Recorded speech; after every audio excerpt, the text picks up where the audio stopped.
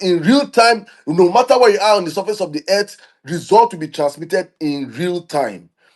Therefore, cutting total dependence on party agents, cutting total dependence on Nigerians hoping or saying that even we need to follow and track our votes to the polling unit, from the polling unit to the coalition centers.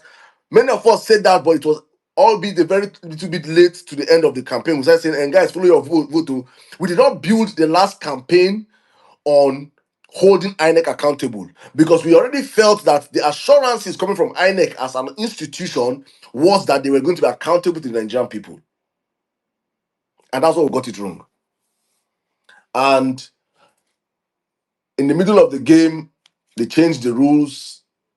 When they started seeing that one man without structure, without party agents in maybe 2/3 of his polling units was beating them blue-black from Borno to Yobe, to Plateau, to Nasarawa, to Lagos, to Akwa Ibom, to Enugu, to Anambra, to Edo, to Asaba, just across the world. They just started seeing that one man don't they go hard on all of us. So, and all of a sudden, the IRF stopped working for the presidential elections and started working for only the House of Rep and Senate. That is the highest mystery. If the IRF stopped working for the both of them, we would have understood. But how does the same election happening the same time? Nobody say go vote for one, go back house, come back, come vote the second one. In the same time, the same moment of voting for the presidency and the legislative tickets. The same election, the same day, the same time, the same upload. Once it was uploading, the other one refused to upload. And that was where the whole magu came in, and the conjuncted numbers and figures that we knew that was not possible. There is no how Bola Tinubu can win Rivers State, or Atiku can win Bayelsa State, or Atiku can win P2B in Akwa Ibom, Abi Cross River State. Some kind of magic, or Tinubu can win Benue State. And you see, because the Nigerian voting system, if you follow how Nigerian votes, we vote across tribe, religion, and region, right? If you follow that's how Nigerian vote. So how the people of River State will vote is definitely how the people in Bayelsa will vote. How the people in Cross River will vote is definitely how the people in Akwa Ibom will vote. How the people in Nasarawa will vote is definitely how the people in Plateau State and Benue will vote. That's the Middle Belt and region. How the people in the Southeast vote is almost in tandem. How the people in the Southwest vote is almost in tandem. Bar maybe Lagos because of its cosmopolitan nature. That's how the people in the Northeast vote is almost in tandem. Nigerian elections are almost, you don't need to, if you've been in Nigerian elections covered for long enough, you understand what I'm saying, that you can easily predict these numbers, right? So it was a miracle of all sorts that even Wike could conjure 25% for Tinubu, let alone Tinubu win River State. that is a miracle of in fact, to the point where that APC had to openly denounce Wike. They denounced him on time. They had to carry it and go and feed their BBC media to make sure that, oh no, that this is whatever Wike did is not their plan. Oh. On time, their record, just Google it and see. You see BBC investigation into how APC rigged Rivers State elections. They wanted to use Wike as a scapegoat in case that democracy failed. But alas, Nigerians were not ready. And many of us were depending on waiting for Mr. P2B to give us go ahead to do what we're meant to do for ourselves. Which that mentality, I believe, has already changed to understand that if you're expecting a billionaire by all indices that can live and is wealthy in any part of the world to tell you to fight and protect your votes, you are totally dumb. Simple. Let's just end it on that note, because it is important to understand that it is our prerogative as people. It is our duty to vote and protect our votes and not listen to anybody. Because all I'm saying right now is that P2B, I'm running for election through P2B. He's not running for election through me. I won't use them, achieve my own aim. My aim is to get a Nigeria that work. And in Nigeria whereby content creators content creators with value. We have access to the seat of power, not criminals, not drug dealers, not armed robbers, not Yahoo boys. Because that is the abnormality in our country today, that I see people coming out to chastise and talk down on Peter Randy. If you I put it out there. I've sat down with Peter Randy on an interview for close to 2 hours. If you go, please just go down on my page on the MS Saddam Show on YouTube and you watch. There are very few intelligent people in Nigeria than Peter Randy. There are very few. I will count at the top of my that I know that I've sat down with this. There are people that guy is a genius on himself. Job of maybe because you know say Nigerians we sabi look down on people. Wetin he they wear, how he they dress. Because whether he in aluta in aluta cap or in green white green shirt, when I go forget say that is a box of knowledge. You know, we tend to glorify money in our water. People wey say their brain capacity na zero, nothing in their head. But because they get one or two change, we see them and elevate them. That's why APC, that's why the kind of politicians APC have. That's why we have Monday D7. People that support Monday D7 and Ododo of Kogi, two Olodos, will come out and be talking down on a Peter Randy. Right? So that's the kind of Nigeria these people want. So me, I am looking forward for a Nigeria whereby a son of a nobody can aspire to be somebody tomorrow, irrespective of where you come from, your tribe. That what is bringing you to the table is what you have to offer. Today, Zakari Idris is following Mr. Pitobi. It's not like Pitobi know him from anywhere. The man is a very astute, intelligent young man. Remember we platforming Zakari on the violence space like some 3-4 years ago. I don't know whether you can remember even when he came on the violence space. He barely had any followers on X. But my sister, Sweet Angel, reached out to a sweet child, said, Saddam, there's this guy in Edo, very intelligent, I would like him to come. And we brought him here.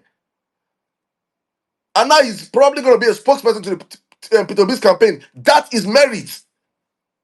That is what we should celebrate as a country. My brother's signature right now that came here last week, Thursday, he has been calling me, say, Saddam, people are reaching out to him, let him come. I say, everywhere they call you to go and speak, my brother, go and speak there. You have the gift of the gab. Use it. I will not be surprised tomorrow if he's on the campaign trail with Mr. Pitobi and probably a spokesperson. That is merit. That is the kind of country we should be looking forward to as a people. A country whereby that people get it because they deserve it. Not because they know somebody. Not because I'm close to Pitobi, therefore, it is my right. No, it's not your right. When it comes to servitude, when it comes to service in every country, it should be based on merit. And for so long, we have operated a quota system kind of country. That is why Nigeria has refused to grow.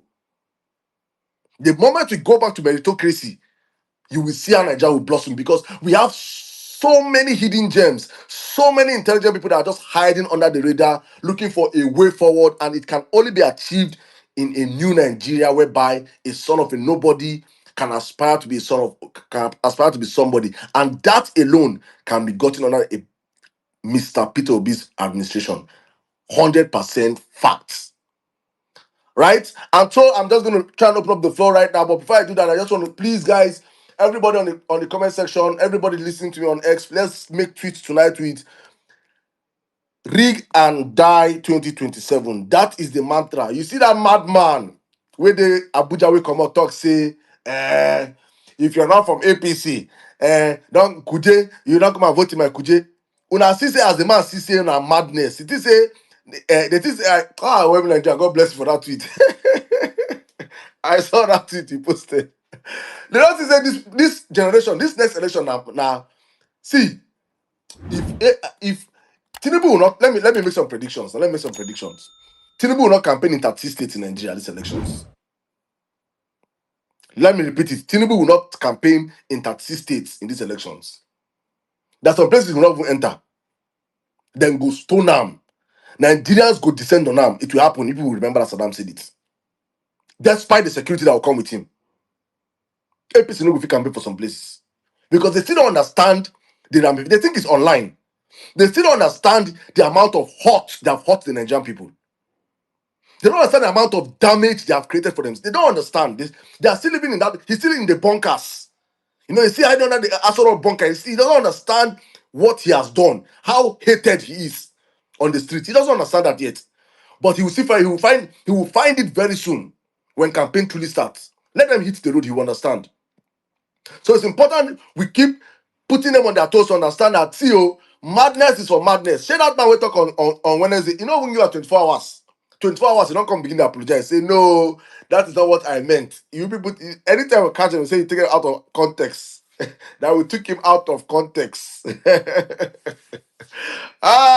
next elections, Wike, if you say you go madness, the election, see, this election will swallow every single person. You say you want show madness. This election will swallow you. You'll be Wike, oh, you'll be Ododo, oh, you'll be Olodo, anything where you be for Nigeria, and you plan to rig. If you're planning to go and vote and go back home, no problem. But we are going to instigate, we are going to radicalize our people to understand that these next elections, if your mandate is to come and steal the people's vote, yeah. Like my sisters in will say, it's either you see the doctor or you see your creator. That's the only two gateway for you. It's either if you miss your creator, you will not miss seeing your doctor. We must understand and take these elections like war, because it is actually war. Because the tone that they have already set for us is a war tone. Tinubu came out and told not normal Nigerians, but bishops, religious leaders, that all is fair in politics. Then, as usual, there's this ceremony that they call the peace something agreement nonsense that they always gonna sign. Tinubu did not go. He's already showing people that he's not coming to play fair. So Nigerians, get ready with all your zeal, with everything. You have to understand that this next election is actually indeed war. Plan accordingly. And one more message I'm going to pass, which I want, please, guys, I'm going to implore you guys and ask and beg you guys to please help me do, is to please, let's start, because let me say this. Some of my Southwestern brothers in Lagos, for the sensitivity of the information, I'm just going to try and frame it in a way that everybody can get the picture I'm trying to paint. These are people that I know how much we worked during the last elections, that Peter B even won Tinubu in the biggest local government in Lagos, Alimosho. I know the amount, if you're on the violence phase prior to the elections, you know the amount of work those people did there. And when they were coming to tell me that before the elections, they were saying that Saddam, we will win Alimosho. Where I be faith-filled person. I say Alimosho, I say, my brother. He said, Saddam, we are doing the work. We are working. Say you will see it. Those people have reached out to me again and more. And the idea, what I'm just going to frame it in a way that the real idea behind this election coming to January was because these people in power want to seclude the Southwestern brothers that want to vote against Tinubu to be on their own during elections, so that they can actually go and attack them and feast on them, like we saw in the last elections, gubernatorial elections, where they said you look like you be Igbo or more Igbo. Even the Yorubas, our Yoruba brothers and sisters, that were like that were looking fresh, because to be a Tinubu supporter, I always say that the average brain capacity of a Tinubu supporter is 1 MB, right? So they don't think, they cannot think, they don't, you have to be dirty, you have to be smelling, you have to be you have to look some type of way for them to identify that you are not an APC member, right? And so there were attacks on all kinds of people in the idea that them be Omoibo. And so for them, the idea is that they want to segregate and keep them open. And so they're calling and they're asking that, please, if there's anything that we can do to reach out to Nigerians of all walks, and because Lagos is always empty during Christmas. If you're in Lagos during Christmas, you understand what I'm saying. Everybody's traveling. Those in the southeast are traveling back to the southeast. Those in the north are traveling back to the north. Those from the other parts of the southwest are traveling back. It's always empty, so it's virtually left for probably the indigenes and those that cannot afford to travel and everything. They're back home. So, but the idea right now is that APC, from the feelers we're getting, is that APC and the Tinubu administration bringing the elections to, I think, January 17th or thereabout, is to make sure that they know that by that January, many Nigerians will still be in their different places that they travel to, and they're going to make transportation a whole lot January 16, sorry, a whole lot more expensive. They're going to make sure that people cannot afford to come back home. They're going to make sure that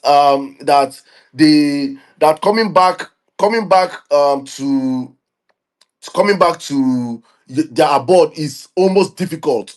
Just look at what's happening currently right now. It's just a pointer to what's happening. You can see how many days people are spending on the road just from Lagos through or a Benin highway.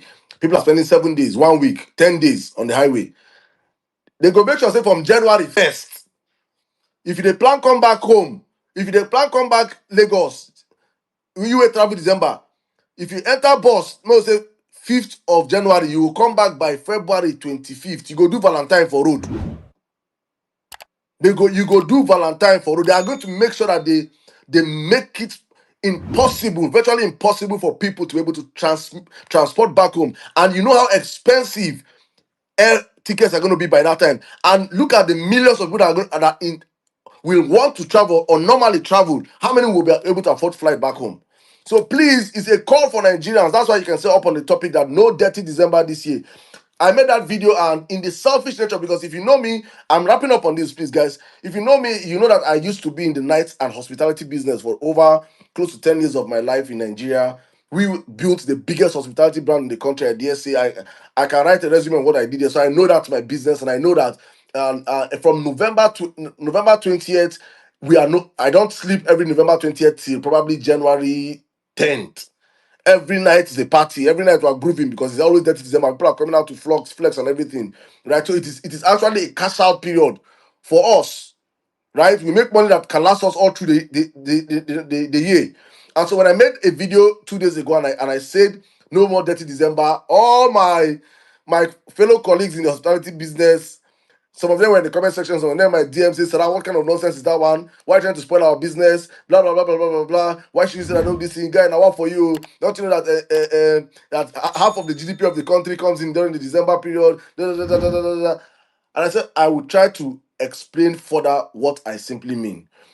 If you're a Nigerian in diaspora and you want to come back home and you don't have a PVC, I can understand you coming back home, right, and having fun. Even if you have your PVC, still come back and help us and vote and stay. But if you're a Nigerian in Nigeria and you're registered to vote in, let's say, Lagos, I beg you, I plead with you, don't travel. Please, you can do your Christmas in Lagos. Not that you can, you should do your Christmas in Lagos. Please, if you're registered to vote in the south and you have occasion in the southwest, please do not travel. If you're in the southeast, please do not travel. If you're in the north, please do not travel. If you are going to travel, make sure your journey is just within your state or within your region. So if you're in Lagos and you have to travel to probably Osun or Ekiti or Ondo, within the axis of the southwest, I know that you can always return back within that period. It is okay. But if you have to transport yourself from Lagos to the north, you will not be able to come back. You will not beat the elections. Let me put it on time now. It is one of APC suppression tactics. Many of us don't understand that APC rig election before election starts. This is one of their greatest suppression tactics they want to deploy during the 2027 elections. To suppress voters. So please, if you understand the urgency of what 2027 entails for Nigeria as a country, you will sacrifice this December and save the next 4 years December. Except you want to be eating lizard. And the lizard self go over run. And if people go begin to chop cockroach for Nigeria. I dey tell you. Because if renew Banza, Shege Banza comes back, if we are having now is renew Shege, if we get renew Shege Banza, if Tinubu comes out in 2027, all this other Christmas, I think you not go see am oh. You not go see am oh. You now remember that prayer when they pray 3 months after May 29th. This election will favor this regime, will favor me and my family. This regime will favor me and my family. Half of them people don't die, oh. Half of them don't become they don't become Twitter again, they don't buy that data, oh. Bad governance don't they discriminate, oh. Please, guys, please. Everybody, please let this be a normal talking point going forward. I beg with you guys, If you understand the urgency of what we must do to stop Tinubu in 2027, start telling people now, plans can be cancelled. If you're planning to travel, please cancel it. You no go die. You no go die. You can send that money you want to go for wedding, please send the person the money. You no go die. We need all hands on deck to save our country. I hope people understand the urgency of what's going to happen next year. If we lose next year, we have lost our country forever. The only hope is that maybe there will be a military coup or a recolonization by probably Western powers. Maybe the Chinese or the Russians or the Americans or one other body will just recolonize us. Or maybe Burkina Faso will get so strong and recolonize us. But if we are banking on good governance ever with Bola Ahmed Tinubu, we're not serious as a people. With that, I say, guys, welcome to the show. Let me just bring in my brother, Well in Nigeria. Thank you so much, all of you have come out. I'm going to open up the floor right now, but I think let me bring my brother, Well in Nigeria, to please buttress on it. And Well, please talk about on INEC. I was going to talk about INEC, so you can come in from that angle more. Welcome, guys. Welcome. Thank you. Yeah. Good evening, Emia Sadam. Good evening to everybody on the space. Welcome to Violent Space. Today is Thursday, and 27th of August. Technically, we are just about 141 to 142 days from the 2027 election. If you do the maths, that's technically about 20 weeks to the 2027 rig and buy. So it is, I say this with all sense of humility that the truth is, after 2023 elections, it was quite heartbreaking, but I quickly did some kind of introspection, and I knew that I can live with myself. Right. So in 2027 now, all I am doing is to be able to live with myself, but this time more comfortably than ever. Right. So I said that to say, please, if you just join the space, perhaps you forgot that we normally used to retweet space or share the space, or whatever you normally do. Please do well to just remind yourself to please share the space. If you are listening from TikTok, help tap the live and share the live, obviously, but tap the live so that it can go up the algorithm, or what they usually call FYP. Then if you're on YouTube, please do well to share it to your co-YouTubers, to your co-people that are normally on YouTube, your family WhatsApp group, your different places that you can share it. Then most importantly, if you are in Nigeria and you have a Bluetooth speaker, you have home theater. Home theater, I'm sure you may not have light, so I wouldn't want to emphasize home theater. But if you have Bluetooth speaker that is charged, please do well to put it on that speaker. Maybe place the speaker near your window, so that people will think you are listening to a radio, but eventually they will know that it's just Nigerians having a conversation. And I say, because the truth is that all these are things that we need to do. The minimum that I feel like everybody can do is find a way to propagate this message, whether or not you believe it. Except to just say your intention is that you don't want Nigeria to be better. Maybe if that's your intention, then it's fine. You don't really need to repost the space.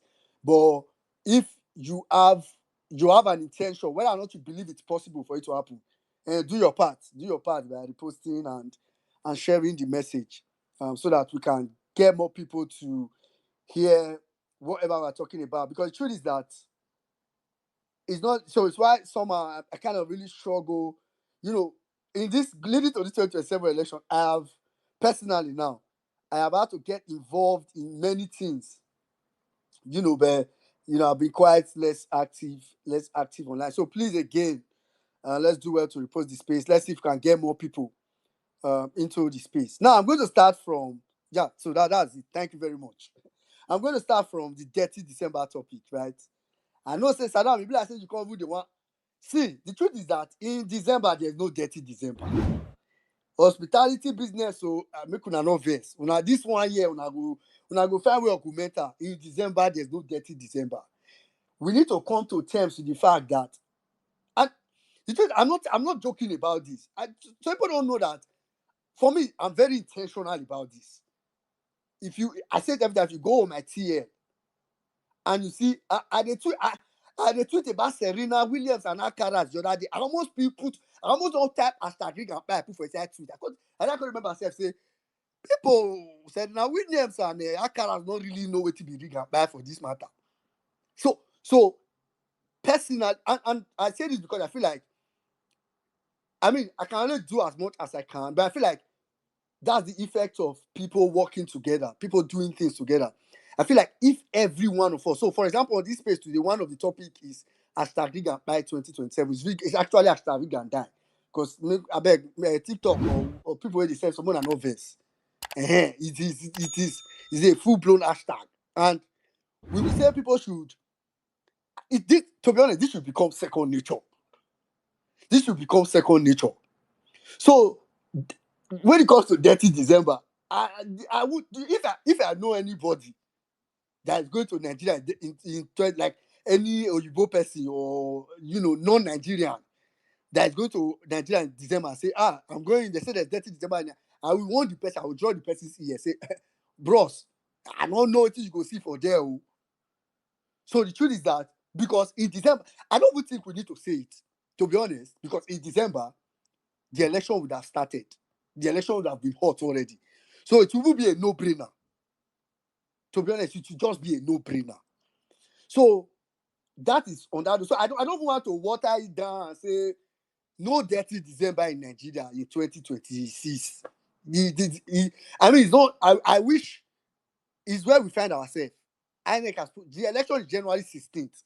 So people know that as January 16th, we are still very much in Christmas period. So the truth is that the election is too close to Jaye. So if you want, I mean, I'm not saying let me be clear. I'm not saying everybody should be sadist in December, but I'm saying that in December, like Saddam has said, this December has to be the most strategic December for anybody. And this is for, to be honest, because I've also come to realize that many say they want a better Nigeria, but few mean it. Many say it, but few mean it.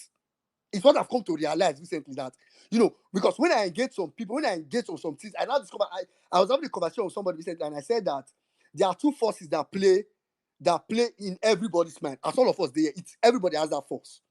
I was telling the person that, and it's the force between. It's almost like when you say, "Oh, there's a conscience versus your whatever." But when it comes to your role as a citizen, there are two forces that play in your mind. One is either personal interest or greater good, or general good, personal interest or general good. And the truth is that I've come to realize that a lot of people that really, and some of them have been able to convince themselves that they want a new, better country and all that. But the truth is that if you drill deeper, just drill a little bit deeper, you discover that it is almost like tied to self-interest. So this is me just saying that, please, in 2027, if you really mean it, that you want Nigeria to become a better country, then you have to put in all the work that is required, because the work is required. You have to put in the work that is required. And know this, that, hey God, I don't go just lie for now. The truth is that if Tinubu successfully rigs 2027, and we have been saying this, do you know why I repeat all these things on almost every space? It's so that, because I noticed that some of the things that we said leading to 2023 and slightly after 2023, when there was still the court case and so on, some of those things, when we were saying them that time, we used to say them in just one space. So sometimes some things are happening now, and I just remember, either NC said it, Saddam said it, I said it, a couple of persons, some of the people that used to talk on violence space frequently said it, and I'll just be trying to say, I wish I can remember this space, so this person for talk this thing. I want to go YouTube, go to find out. I don't go sound. So this time, I say I want to repeat myself for almost every space, so that in 2027, 2028, 2029, but if Tinubu dares if Nigerians are dull, if Nigerians allow Tinubu to successfully rig his way, because there's no way Tinubu can win an election that is half free and fair. See, get what I say? I did not say an election that is free and fair. I've told people that I'm not interested in a free and fair election. I'm interested in an election that is just okay and fair. Okay, it cannot be free. And I know that an election that is just okay, manageable and fair, Tinubu cannot win it. So I say this to say that we need to put in the work. And I usually tell this to people that if you put in all your effort, and I'm hoping people, because I know there are a lot of people who supported Peter Obi in 2022 who still probably currently feel like, oh, I know I can't do this again. I know, and the truth is that you are valid. Like, your feelings is valid. I'm not saying your feelings not valid, but I just want to give an advice to those kind of people. And please, if you ever encounter that kind of person, help me extend this advice. The truth is that the best feeling you can ever have is if you put in all you are supposed to do, then it does not turn out. You can go back to your bed and sleep. You can easily live with yourself. So, for example, the time that I was away from Twitter, I can tell you, now I was just enjoying my life. This Twitter, why I come, go for coffee, I better sit down. You want to carry me come back to this life? This kind of life where I don't come out, I don't enjoy. So, anyway, that's pretty much it on that side. Now I'm going to come to the topic on lessons from 2022, 2023, and tied to hashtag Rig and Buy 2027. Now, this is a topic that, I mean, on this space, I literally have a PowerPoint presentation for this topic. I literally have a PowerPoint slide for this topic, because for me, going into 2027, for me, 2027 is do 2023 minus what was not done in 2023. So those things that were not done in 2023 is what you now need to do to augment and just make 2027 complete. So it is why I literally, so if you leave me on this space today, I can talk from the beginning of this space to the end. It's why even from next week, or probably next week, I think next week, I was trying to look at my calendar. I actually want to start hosting a space at least once a week, or most likely once a week. I'm not sure if I have more than that time to give. That is going to be dedicated strictly. In fact, I was trying to use AI to design the flyer, and what I put on it was, it's going to be strictly conversations of winning 2027. Now, we do a lot of talking about what Tinubu is doing, what Tinubu will do, but this one, that space. So I've told myself that if after 30 minutes we don't finish everything we talk about regarding winning 2027, I go in the space, I could go sleep. So it's not going to be a space where I would want to just stay on the space because staying sick. Just because, please request the mic, please. No. If in 30 minutes I've been able to convey, and there's no other person that said I will close the space and go and sleep. So it's one area that I really want to narrow down on in 2027.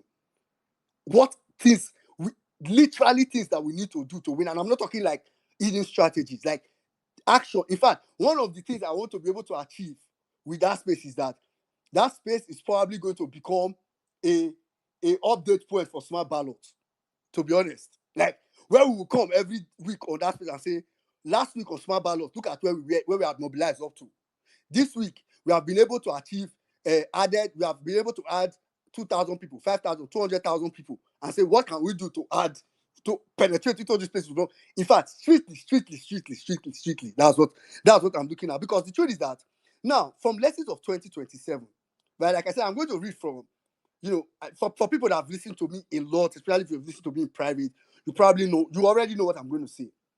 Now, some of the key lessons from 2027, I've broken down, I've broken it down into pretty much 4 classes of things, right, for presentation purpose. And the first one is logistics. The second one is agents. The third one is result collation. Then the fourth one is hashtag rig and buy.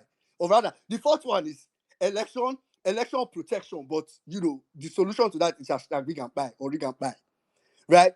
And the truth is that each of these lessons, if I were to drill deep into each of these lessons from 2022 or 2023, and the reason why I want to bring them to us is because when we talk on space, I kind of feel like people are supposed to like learn. Then when you engage people, whether your family, whether people you meet in Nigeria day to day, you can now know how to also pass this mindset, this knowledge to them. Now I'm going to start from logistics. One of the mistakes we made in 2023 was, and I'm going to keep preaching this message. So if you hear it now, believe me, it's not be the last time you hear it too. You'll be hearing it almost everywhere you hear me speak. So make it not say, 1 minute just repeat itself. Yes, I will repeat myself until it sinks into people's head. One of the areas we mostly ignored in 2023 is, and this is which was ignored by literally all of us, like both even PCC or Labour Party, everybody kind of ignored that area, and is the area of how INEC can, again, like Saddam was saying earlier, I tend not to blame, because the truth is that once beaten, twice shy. In 2023, we didn't, I think there was just some things that we didn't expect to happen. Now, that's why in 2027, if some people see fall for some of the things, if you look at the tweet I posted on the Jumbotron, right, which I'll come back to, so I don't digress, because I tend to easily digress sometimes. Now, going back to logistics, and I said this last time on the space, and I'm going to read out a data that I've read, I think in a couple of space some days back.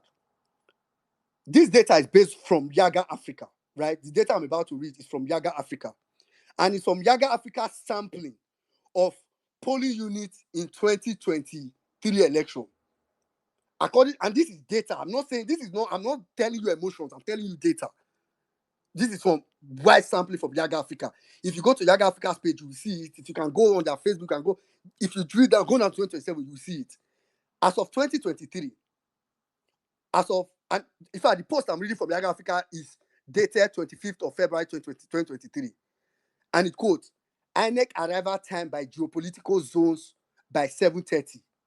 So, as of 7:30, the number of places where INEC had arrived in 2023, at 7:30, in the northwest, INEC had arrived in 35% of polling units. In the northeast, maybe I should have started from the highest. From the highest is actually northeast. 37% of polling units. That was the highest, northeast.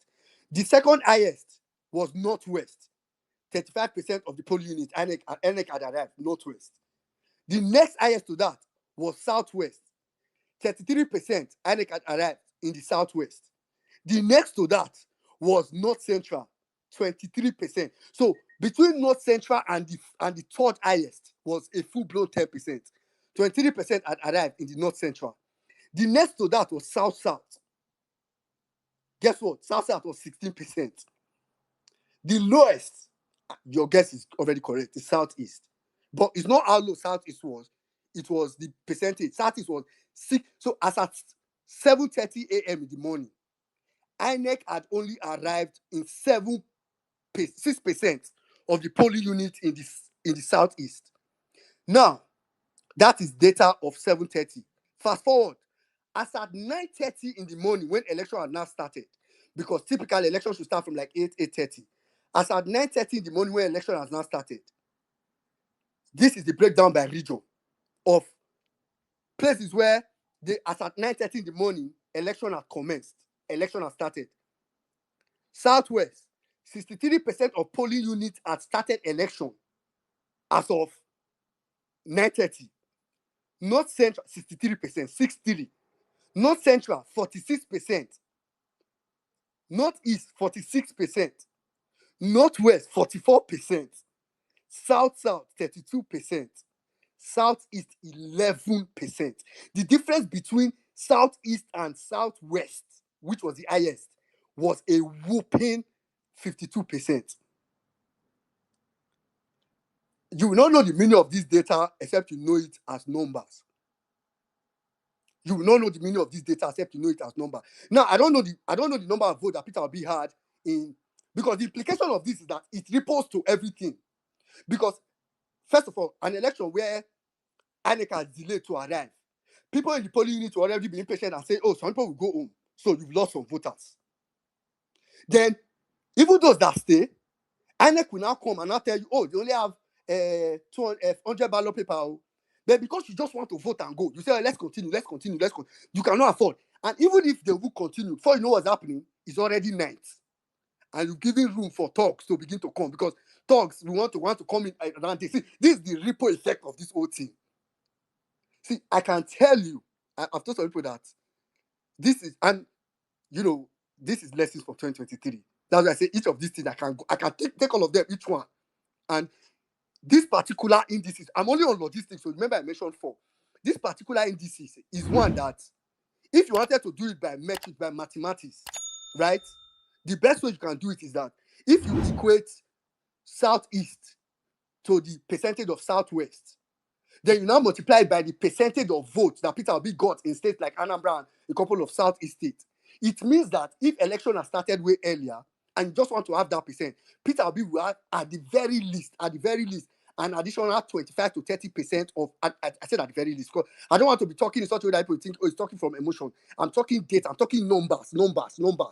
At the very least, it means that instead of having 300 and something in Anambra State, Peter Obi is supposed to have had the minimum with INEC rigged figures. I'm taking INEC rigged figures now. What that would have been is close to 500, 600,000 in Anambra alone. So you can imagine how logistics alone are. Now the question, every indices I will say the solution to it. So I'm not coming here to tell you about problem.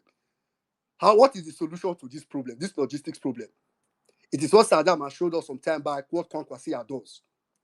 See, the way election works is that if you stay at the polling unit, and INEC will arrive anytime.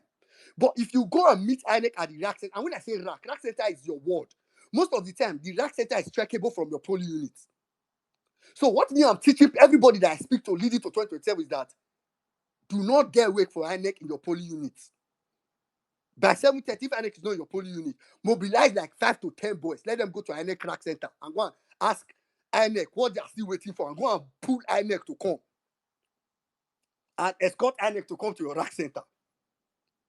That is the mindset for me that I'm pushing 2027. The next one, and this is me just going through, I'll just go through all 4 of them at peripheral level.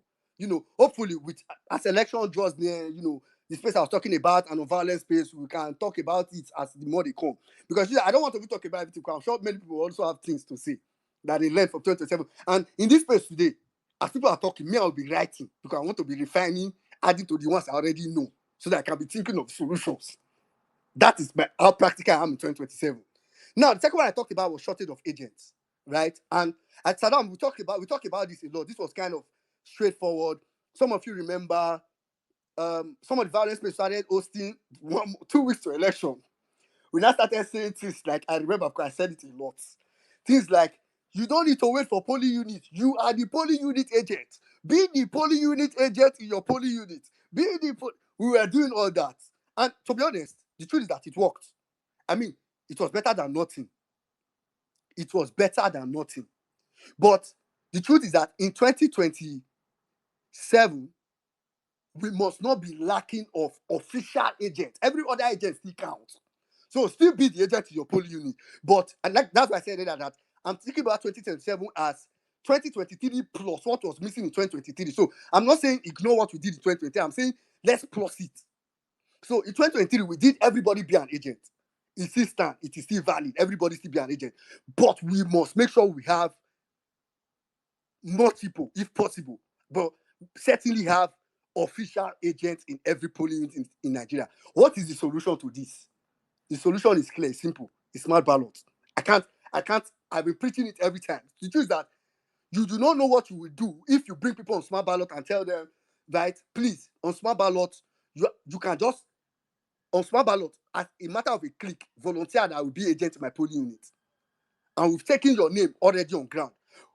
Smart ballot is working to eventually work with NDC and say, NDC, bring your agents that we have, we'll bring the one we have, we'll cover everything together and have all the polling units covered in Nigeria.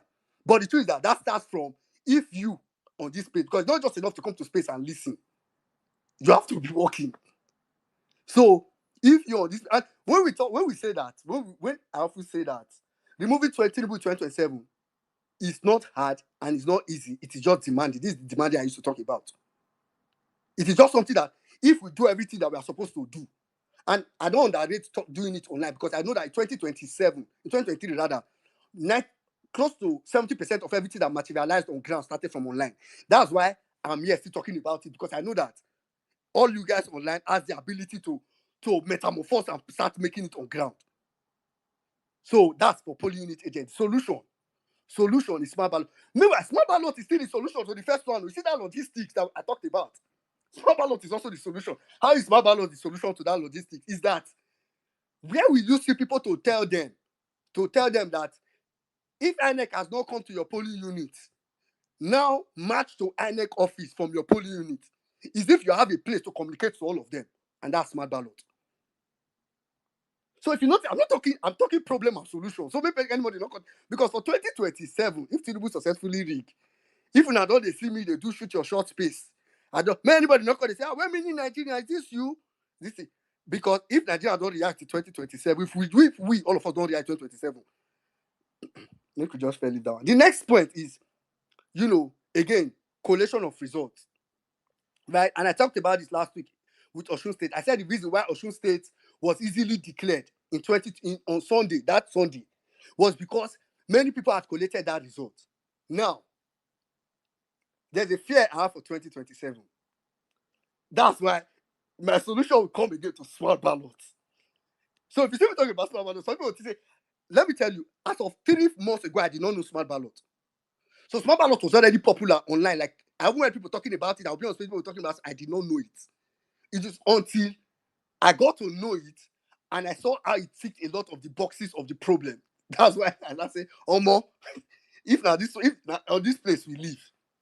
See, the problem with collation of results is the solution is also smart ballot. I've told so many people, Saddam, if you remember the space that we did on election, some of the conversation we had, the election situation room space that we did, that violence space that lasted for like four days non-stop. If you remember, we were getting results, like we were getting pictures of results. Like people were sending results, we're flooding the results at that timeline with ECHAs everywhere. One I can really remember from my head was when somebody talked about the what's it called? Bauchi State. Do you know that from Bauchi local government alone, Peter Obi was literally winning Bauchi local government. Peter Obi had more votes in Bauchi local government than they eventually gave him in all of Bauchi State. Peter Obi had more votes in Bauchi local government than the votes that they gave him in the whole of Bauchi State. They could not even rig it so fast enough that they had to give Bauchi State the previous election of Buhari in 2019. That's what they eventually had to do. So people don't know. So I tell people that do you know why that thing was easy to do? It was because everybody was sending ECHA online. But it was so scattered. I remember we even created I'm just remembering things now. I remember with one MMC, our sister Ngozi, some of you that remember Ngozi at the time, created a folder and was saying, please upload your result on this folder. We wanted to collate, but you know go get because the result you'll be getting will be disorganized. How many can you easily calculate per state? That is why by the time we found out that Obiapo has been terribly rigged, that by the time we were able to calculate Obiapo number and BBC calculated it, it was technically too late. So in 2027, we have to know our result on election day. Before they do the collation, we have to know our result. What is the solution again? Smart ballot. It is if we are able to mobilize agents enough that will report results directly from their polling unit. And I'm going to tell you what I'm scared of. Some of you have been seeing the tweet from Mondos. And, I had a chat with Mondos on the DM because I wanted to have a call with him on some things. Some of you have seen that tweet. If you have not seen it, if I say the tweet now, I'm not quoting it off my head. There's a tweet that is going around on X now where somebody said, oh, he saw some things on INEC website. He saw some betting site. He saw some things on INEC website. Blah, blah, blah, blah, blah, blah, blah, blah, blah. The truth is that I was telling some people this evening, some of the teams that are working on some of this tech, I was telling like some of them that my biggest fear in 2027, if we are not able to do the work to get our own result directly from our own agent in polling units, is that Tinubu will use what we saw in Osun State to rig us. Now, what happened in Osun State? In Osun State, technically, to an extent, they allowed the result to be uploaded, free, like easily uploaded. And there were a lot of platforms that collated results of Osun State. And those platforms collated IREV results. Please listen to me and listen carefully. See, a lot of platforms collated, I know 4 of them. NG Polls collated Osun State election. He don't cast collated Osun State election. Mondo, that guy that tweeted about INEC, what he saw when he was doing Osun State election, the guy collated Osun State election. Then I think there was another platform that was also collating Osun State election. I can't even remember the other platform now. All of them collated. But the thing is that all of them collated IREV results. All of them collated IREV results. Now, as a risk manager, I know the risk that is attached to that. The risk with that is in 2027, there are two things. One, if Tinubu again, if INEC again decide to switch off IREV, but the truth is that, do you know personally, I don't know, but I don't even think they will switch off IREV in 2027. So if some of you are waiting for them to switch off IREV, they will not do it. They will allow the result to upload. That's why, for example, I'm trying to get to Randy Peter because you see that transmission I was talking about. Do you know that INEC can allow that transition happen and they will still find a way to rig it? It is simple. If INEC creates a parallel system that is already dedicated to APC, where they've already concocted the result, this one they will not even cancel it. They've written it clean and clear. It is on a system in such a way that if the polling unit they upload their own result is successful in the polling unit, it will go and make the one APC has already uploaded to be the one to show in the on this thing. And some people do not know this. I feel like I'm not beginning to give too much lecture. I didn't want this submission too. That's why I say I can almost do a master class on this thing. In some people will now begin to feel like, oh, our result is going to go there. Some people do not know this. That between the point, what some people think is that if they upload the polling unit result in your polling unit, it's just going to appear on IREV. I have news for you. You do not know this. It was in place in 2023 already. Between when the result gets to IREV, between the polling unit and when it shows on IREV, there is a middle layer that the RATEC is the registration area technical IT person. There's a middle layer for the RATEC to approve it or reject or do validation before it goes to IREV. It is why when people are talking about Osun State, some people do not know that what really happened was that the RATEC needed to upload those results that got frozen at some point before it will appear on IREV. Now, do you know the meaning of that? If you don't know, is that they can allow the results to upload from this. That's why, if you see my tweet on the Jumbotron that I tweeted today, I said that I see some people asking INEC plenty questions based on IREF. If they are still relying on IREF for 2023, or yours is your case. Because INEC will give you that IREF. But the question is, the result they will give you on IREF, is it the result you got? So, the risk that is attached to that is that if INEC allows result to be uploaded on IREF, but then allow the ones that APC puts to clone and show on IREF, it means that all these our friends, all these our people online that genuinely wants to collect results using IREF results will help collect the result in 2027, and the result will show that Tinubu won the election. That is the risk. So if you see me running mad online, like talking about Babalot, it's because I know the risk. It's because I know that risk. Because the risk is that there will be many platforms that will collect IREF results, but that IREF result would have already been purely rigged, no dent, no cancellation. And it will have already been purely rigged. And the truth is that many platforms will display the rigged result. See, what Tinubu wants to achieve 2027 is to have a legitimate win, because he knew he suffered in 2023. So in 2027, he wants to make it more legitimate so the argument not go too deep. So many innocent platforms that will collect IREF results will help Tinubu to be declaring what has been rigged. So even if you want to now say INEC rigged it, it doesn't look like. People will tell you that, see this other platform now, see this platform now. And if some of you that remember, Mark Essien, so we don't take for this thing, in 2023, Mark Essien almost did that. Mark Essien almost did it. He almost collected results to back up Tinubu's victory. God. Anyway, now the solutions. Let me just again, I've said the solution is, if I just laugh because I didn't see the picture for my eye clear. The solution again is, if in 2027 we are able to totally I don't need IREF, I don't need INEC, I just need at least one person or even more than one person in every polling unit in Nigeria that will send us the result directly from their polling unit. Shikena. Then we will now do the competition of who can collect the result first. Is it INEC or us? But I can bet you, if that happens, by 12 midnight marks on the 16th of January, by 12 midnight on the 16th, when INEC have not started collecting state results, we will already know from people that submitted results from on ground, not from INEC, who won the election. Then we will now have to wait for INEC to start rigging it. Let's be seeing it. That is the third point. The last point is quite simple. vote protection, because like I say, I usually tell people, if we do every of these other things, but for example, even if everybody knows that the result is being rigged, but nobody's there to protest or to make sure that it's not being rigged, they will rig it too. So vote protection is the last point, and the answer to that is directly hashtag rig and buy. Of course, smart ballot can back up with that, because smart ballot obviously is a general communication. So everything you want to communicate to many people at a time, you can use that. If I come on Twitter now and tweet something, only a few of you will see it. Only people that follow me will see it, or people that retweet it. But on smart ballot, smart ballot is pretty much a coordination and communication platform. So if you want to tell something to everybody in the nation, everybody in the nation on smart ballot, you know where to go to. If you want, so that is the real work that needs to happen in 2027. So with these few points of mine, I hope I've been able to point out some of the lessons from 2023. And not only point, because it's one to point out the lesson, is another to also talk about the solution, but also tell you some of the solution. And hopefully, you then know the work you need to put in. My own are to just tell you, right? So you then know the work you need to put in. So on that note, I'll pretty much rest my mic. This is just what I wanted to do on the topic. And hopefully, people are doing on ground. Like Mikey was saying some time back, if you have a team of 12, you bring some people of 12 together, ask them to talk to another 12 people, ask those ones to talk to other 12 people. You have literally built, you don't build block vote with that. Your network finish.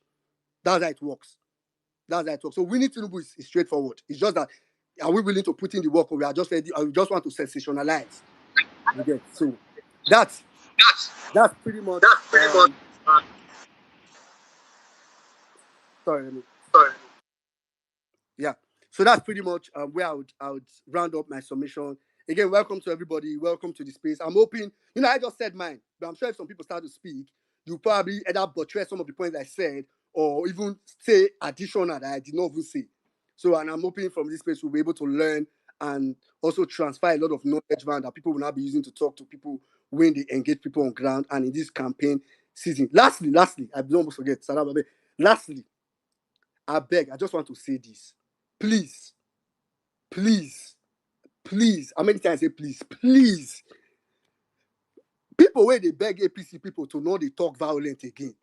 I beg. People should not beg APC. I beg. I need APC to hit up this policy.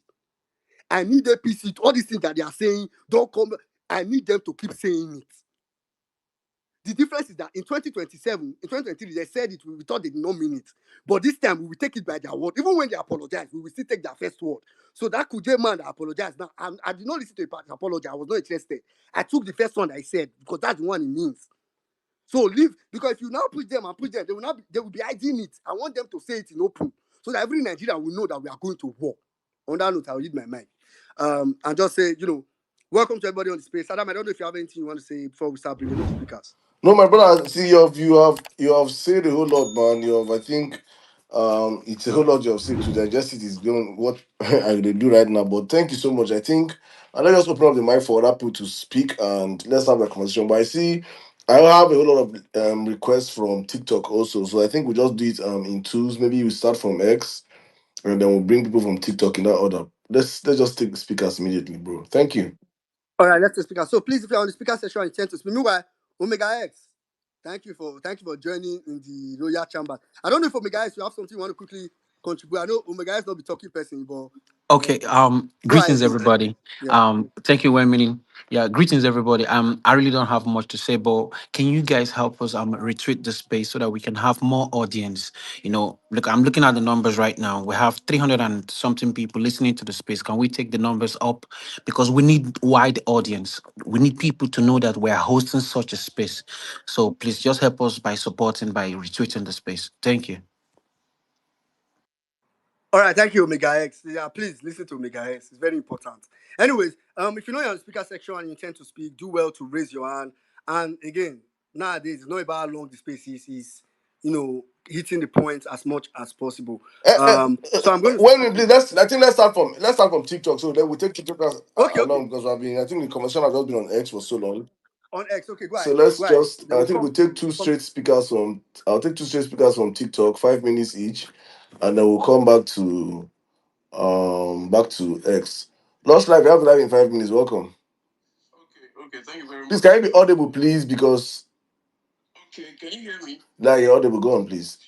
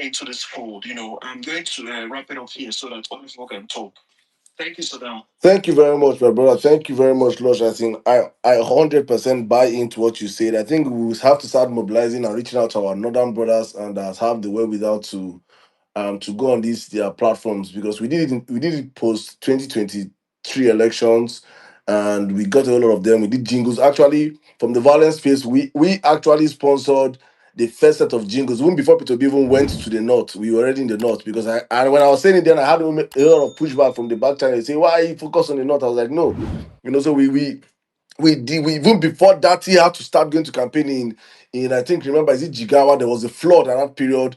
We went to Jigawa. We were already sending relief materials to them in Jigawa from the space here. So we did campaign jingles. We sponsored campaign jingles for like 8 months, 8 months across like 8 northern states, right? So I think what we have to do is I'm going to have to reach out to a couple of our northern brothers I know can help us go start. We have to reenact those jingles. We have to reenact programs, get those services. So I think it's something that it is something that is not going to be free, and it's something I don't want. I'm not going to try and use the violence space to raise funds if this campaign season is not. I don't plan on doing that this season. I probably we're going to say we're going to have maybe one or two, three people that feel like we should do something about it. You can come together and say, okay, let's do something about it. If you feel like you want to sponsor it, you feel like you want to sponsor a radio jingle, reach out also. We can reach out, connect you to one of the people there. You directly pay and sponsor it yourself.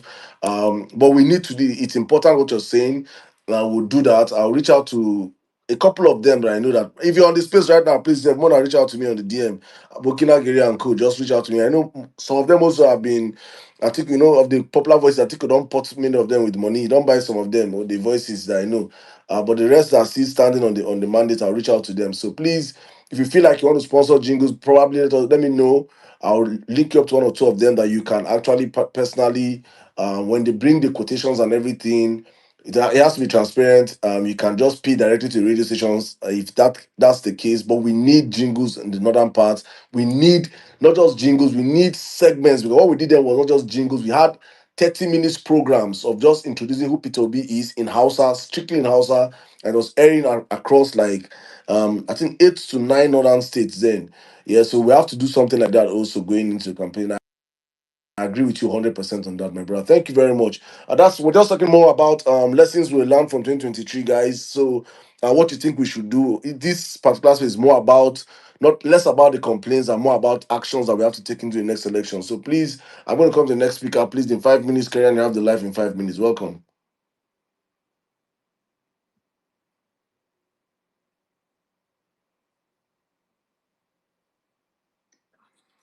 Okay, good evening, ladies and gentlemen. It's your boy Kirian.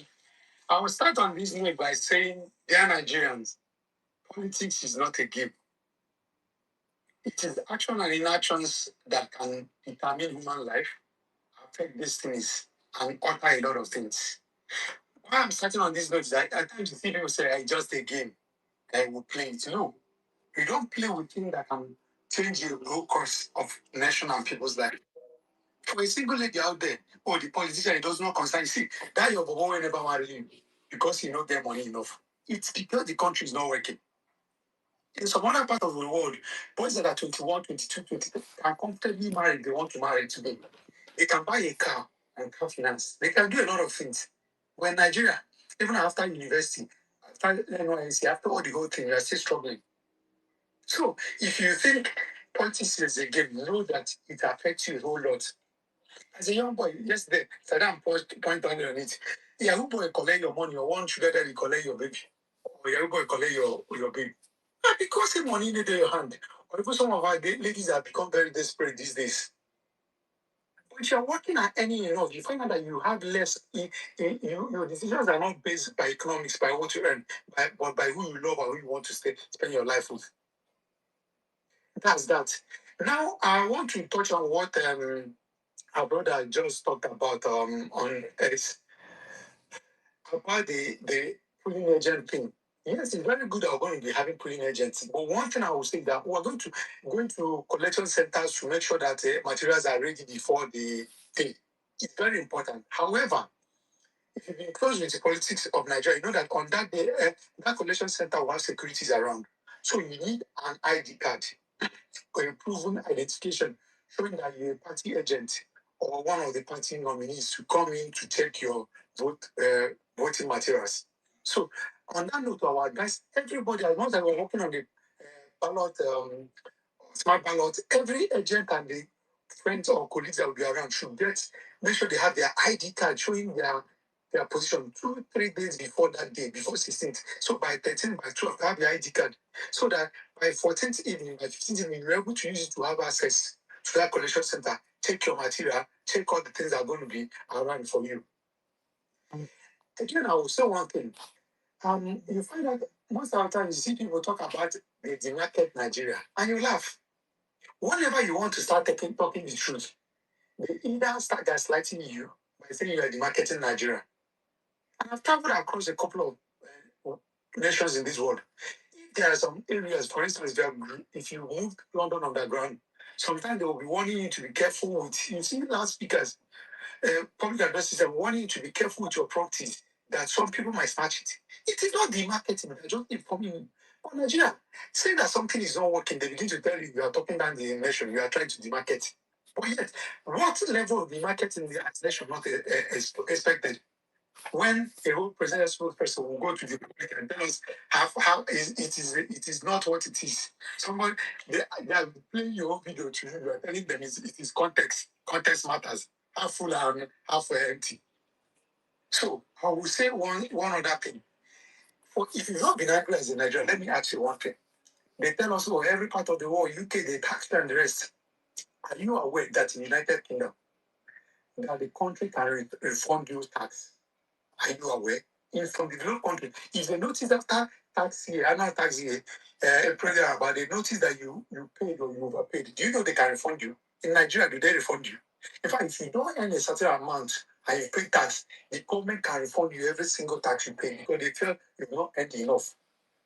But Nigeria, no, they don't refund you, they look you even more. So look at the airport, they're telling us in the airport now you cannot board an Uber. Now you must use government approved taxi. And the taxi is 300% increase or more from what people could normally pay. So normally you should pay 8,000. Now the government tax is charging you 30,000. It should be enough reason to generate. In other part of the world, the government subsidizes transportation and the rest. But at home, they are looting you. And where does this whole money go to? the same pocket. They will use it to buy yacht. They will use it to renovate wardrobe. They will use it to renovate houses of vice president that does not need anything. Why you are the poor? Why the poor masses are there struggling? They will tell you endure. Why they are enjoying. So Nigeria will say again, let's get ready. Get our PVC ready. Be ready to vote, defend your vote, and know that it is our mandate, not P2B zone. We are running through P2B for our safety. Thank you and God bless. Thank you very much. Thank you very much. Let's go back to X. Thank you very much. Honestly speaking, that's one angle that you see that I would just probably just buttress more. Many Nigerians feel like that mentality that you're doing people be a favor. You're not doing any politician a favor. If you like support Tinubu, hunger will buy you. If you support Atiku, hunger will buy you. Right? Nobody's doing anybody a favor right here. When you are fighting for your own life, your country, yourself. It's self first. Right? And if you see who you feel will give you what you need as in governance, you follow that person and do what you have to do. Long and gone are those days where you think or depend on politicians to do everything for you. That's a servitude mentality that we have been brought up with that we have to kill. Politics is about interest. What is your interest, Nigeria? What are your stakes? And whatever you see or whoever aligns with your stakes, you put in everything to defend that person. Let's go on with the conversation. Thanks so much, Kirian. Back to you, well, so we'll take speakers on X. Thank you. Yeah, thank you very much, Saddam. Again, welcome to everybody that's on X. If you are just joining the space, I see we have some more persons now. Please, if you forgot, please do well to repost the space and we'll get you on. All right, so I see.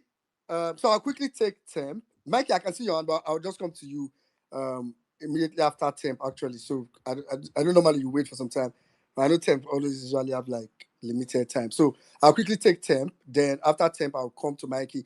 For the rest of August signature, I can see signature in the building. Hopefully, we'll be able to give us a little bit more, make it the top arm small, because that last week's space was not enough. And we got the top arm small, the top arm as we go on. So, Temp, so today's going to be an explosive space. Temp, please go ahead. After which I'll come to my brother and come Mikey. Okay, good evening, everybody. It's been a while. Saddam, good evening. Omega X, well meaning, I greet everybody. Well meaning, there was a statement you made that I was happy about it, but I think you didn't buttress it very well, and you made a slight mistake there.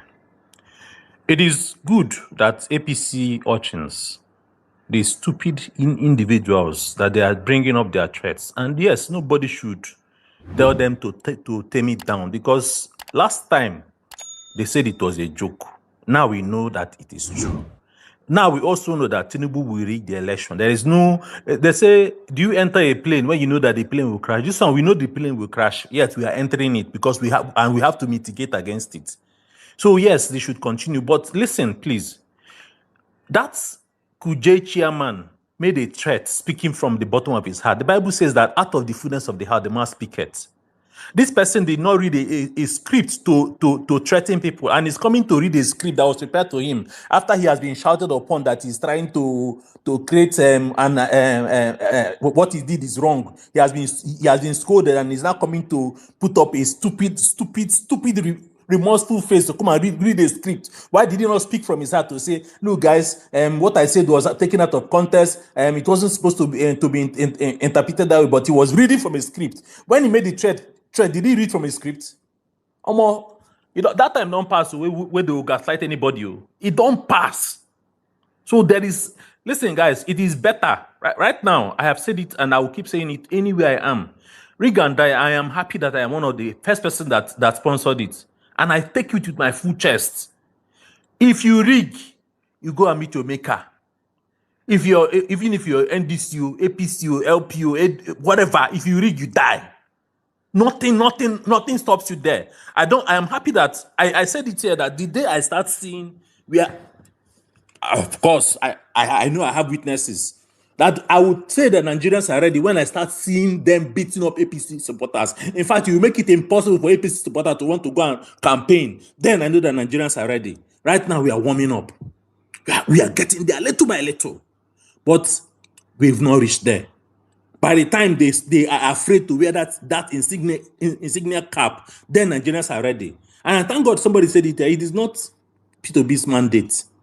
It is your mandate. That man can fit 5 square meal, three 3-course meal or 5-course meal 3 times in a day, and he is not poor. But you cannot even feed. In fact, they are tying Indomie in a sachet now in waterproof bag to sell in Nigeria. Is it not a shame? Please, I listened to you when you talked about the different rigging mechanisms. I have a polling unit in my area where we are 300 strong. In fact, right now, from the last count, because we have a WhatsApp group, we are getting to 350 strong P2B henchmen, not supporters. But unfortunately, last election, they came with this strategy that disenfranchised us. And I really, really, it's a pain in my heart that this happened. And we know that this time around, it will not happen again. But I believe that if it happened in my polling unit, it can happen in 1 or 2 or 3 other polling units. Bringing limited ballot papers, or in fact, in my own case, they said the ballot paper was coming from another polling unit, a unit that had 300 registered agent in a gated environment. We know say nobody go come interrupt us. They brought 50 from another polling unit. We said no, that we are not voting. They promised to come back the next day. Lo and behold, we saw our results on the IREV. Please, sir, that one, how we can mitigate against it, it is very, very, very important. Very, very important. I'm saying it publicly here because, yes, I know that there are infiltrators and stupid people, the people here are listening. I don't care. It is a thing of national importance. How do we mitigate against that? It is a burning issue that we must look into. I am also saying it publicly here. Yes, it is not everything that we can speak on this space because I have a strategy that I can never share with anybody unless I am speaking with somebody that would give it directly to P2B. Smart ballots does 80 to 90% of the job. The remaining 10% is us. If we are properly organized, listen, if we are properly organized, the job will become easy. That's the reason why in companies they have what they call division of labor. This hand washing the other. Guys, please, I am begging you. I've not spoken this long for a long time. My heart is bleeding right now. I am begging you. Let us be organized and we have that platform. Let us use it to ease logical conclusion so that we know that at the end of the day, we will tell ourselves and we will tell our children that we did our best. Let our best this time around be enough, because if not, we would all die. Whether you're in Nigeria or you're outside Nigeria. These people they are beginning to run a system of government where it is government for them and their children and their children's children. Let us nip it at the bud right now before it is too late. Thank you very much. Thank you very much, Ten. I have a dream that one day before December 2027, APC people will have to fold their cloth and put inside a bag when they are going to campaign. My friend, get Peter Obi last born. He say he carry NDC flag go they do campaign for Abuja. People won't come be gather, won't beat them. Did he say say the APC NDC flag they like APC. People won't be giving out. He said no, what are Nigerians don't get joy. See, You see how that Tinubu APC no fit campaign for part of North. They are break they beat they bamboos from mosques to buses. If they see that AP, they bomb broom when they catch you. There's no joy. There's no joy. Go on, let's go on the commercial, guys. Thank you yeah, so much, guys. Welcome when we gone. yeah, no. So the truth is that I don't see one of my best day on X is for a long time was yesterday. The videos I was seeing online, I just dey happy. I don't know why. I just dey see videos everywhere. Back then, how we dey do disclaimer say we do not support violence, all those kind. I'm not sure. So I'm not vessel. I don't get power for disclaimer. But I can tell you that the videos that I saw yesterday were giving me joy. And like Saddam said, for some of you, like probably maybe I don't know how your TL is like, but I knew what I saw on my TL.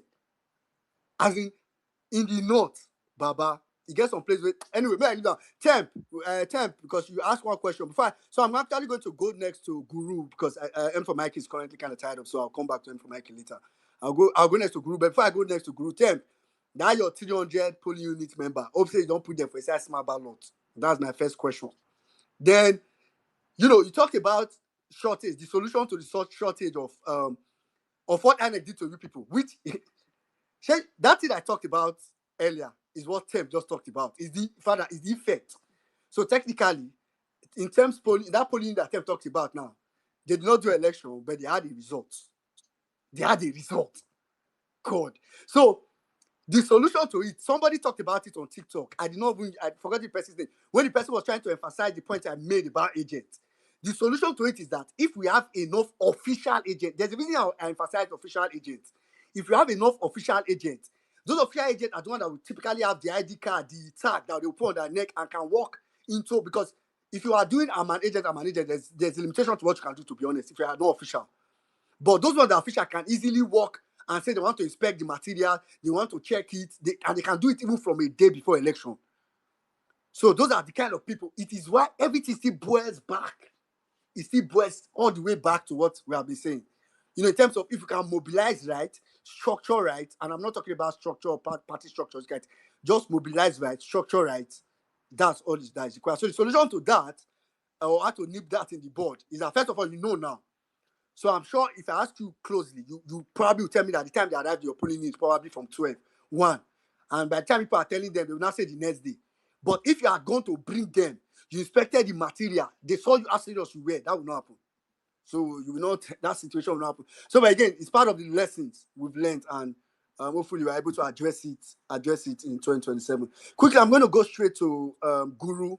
Then after Guru, I'm going to come to Benedict. M for Mike, just let me know whenever you're ready. Then signature, I'll come. Meanwhile, if you're on the space, stay tuned. I'm going to come to actually after Guru, I'll go to TikTok. Then we'll come back and come for Benedict. If you're on the space, stay tuned. We have signature as well before we'll get to him. So Guru, please go ahead. Okay, thank you. Um, yes. So after listening to what you said, 1 minute, I would really appreciate you for that info, because it was actually needed. Because most of what you said was something that I also figured out in the last series of elections after the 2023 to the by-elections and things like that. I knew that this information is something that everybody should have, right? But and at the same time, I also want to point out to that Osun election. I see some people that say that they are surprised that 400,000 people voted for APC. Now, I want everybody to understand this. The people that voted for APC were not up to 400. I doubt it, they're even up to 50,000, right? Just like one minute pointed out, these guys already have results written down. You understand? They already have results written down. So it means that even if you don't vote, even if APC doesn't see one vote, they can easily manufacture 50,000 votes just like that. Do you understand? So don't get carried away by numbers. In fact, if I, let me put it like this: if you're not careful, they can give themselves 100 million votes just like that. Even if you look around and you see that maybe only 30 people came out, they can give themselves 100 million votes. It is so easy to manufacture such numbers. So don't get fooled by what you see. And that is why he was saying that do not trust the IRF. And recently we saw that on the IRF, we have some casinos from France having access to the back end of this of the IRF, which means what? Which means that probably on elections they are going to make the whole transition smooth and everything, so that they will try to fool you all or fool everybody. You get it? So do not trust the IRF. They don't have the numbers anywhere. Not in the southwest, not in the north, not in the south or the southeast. Let me even shock most of you. You see that Ekiti, the last elections at Ekiti, right? I mean, if they could pull off this move at Osun, it should tell you that even Ekiti people were also victims of that rigging method. But because many people feel like, it's supposed to be a Yoruba state, so they've created that impression that Ekiti people are behind APC. These other people are behind APC. So they've created that impression with many of us that, because it is in the southwest and it is they try to create that tribal or ethnic sentiment that, because of that they're going to vote for uh but that is not true. So we need to understand that the Ekiti people themselves were equal victims of the fraudulent elections. They had numbers manufactured. The votes that were put there was not actually the real vote. If, like I said, if they truly have that, the numbers in the southwest, in Ekiti, in Oshu, in Oyo, in Ogun, they should do a free and fair election, and it will shock many of us what is going to come out. It will shock many of us. Let them just do a free and fair election in just the southwest, but in other place, let them do their magic in any other place. But in the southwest, let them do a free and fair election. It will shock many of us what will come out. But because they don't have that number, so they try to create that impression, and many of us will buy into it, and they try to validate it using ethnic sentiments. So let's also understand this. In Osun, I doubt if APC had up to 50K votes. Even 30 self would be a scratch, right? And at the same time, I also recommend this. Uh, while we are aware of this information, one way or the other, I think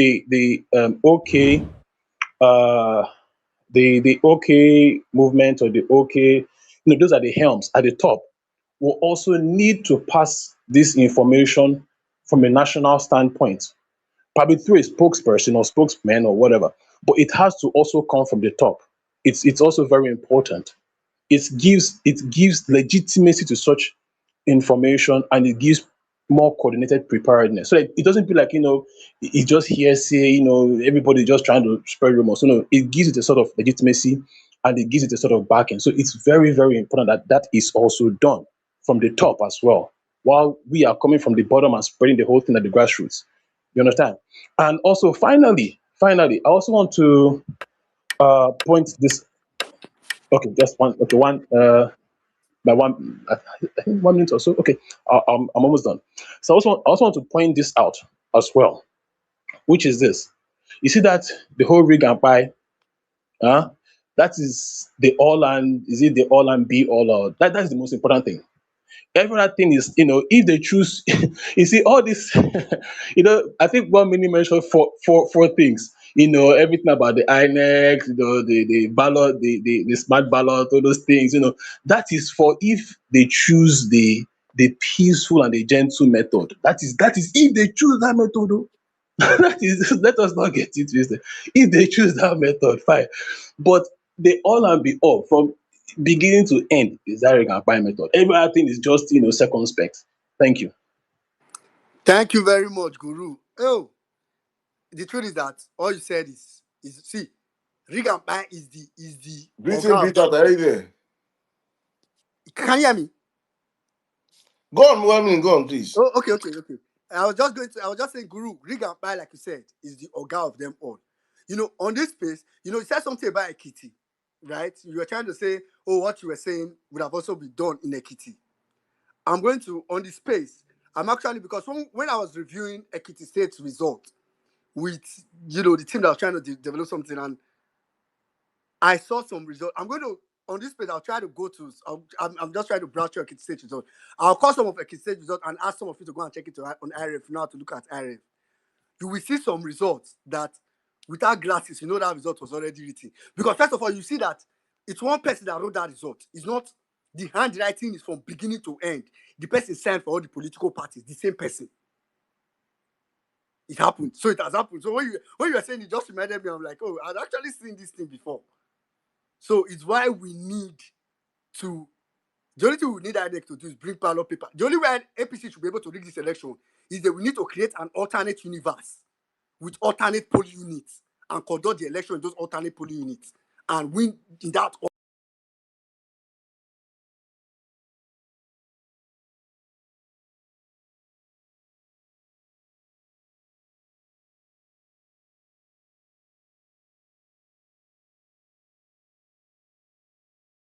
I just pictured this and I was like, oh, I wish. Saddam, please, let's get some speakers from TikTok. Then we'll come back to X. All right, breathe in, breathe out. You have the live. 5 minutes, please. Thank you. Okay, thank you. I'll try to keep to 5 minutes. Well, all protocols involved. Greeting everyone. Thanks for having me. Thanks for inviting me to your life. So I think everyone has been pretty technical, so I will not be technical. I will kind of just come at it from a very simple, basic way of understanding things. Firstly, you said what to do in 2027, right? I mean, going into 2027. I guess what I'm going to say is what I need or what we need to do as Nigerians is to stop chasing shadows. That's what I'm going to say we need to stop doing. We need to stay laser focused. And when we talk about this, okay, that's the two things. Lesson from 2023. Now, my lesson from 2023 also just works together with 2027. After 2023, I was just asking myself, what is wrong with Nigeria? In as much as I know that Peter Obi won that election, but I was just like, what is wrong with Nigeria? And after so many thoughts, it's actually come down to I've understood that the problem is religion. So I kind of feel like three groups of people need to understand themselves going to 2027 for us to understand what's ahead of us and what we need to do. The three group of persons, I'll start with Nigerian youth. So it's Nigerian youth, Christians, and lastly, women of Nigeria. But I'll start with Nigerian youth. Nigerian youth were young. Okay, so what motivated me to actually feel like coming to speak on any platform?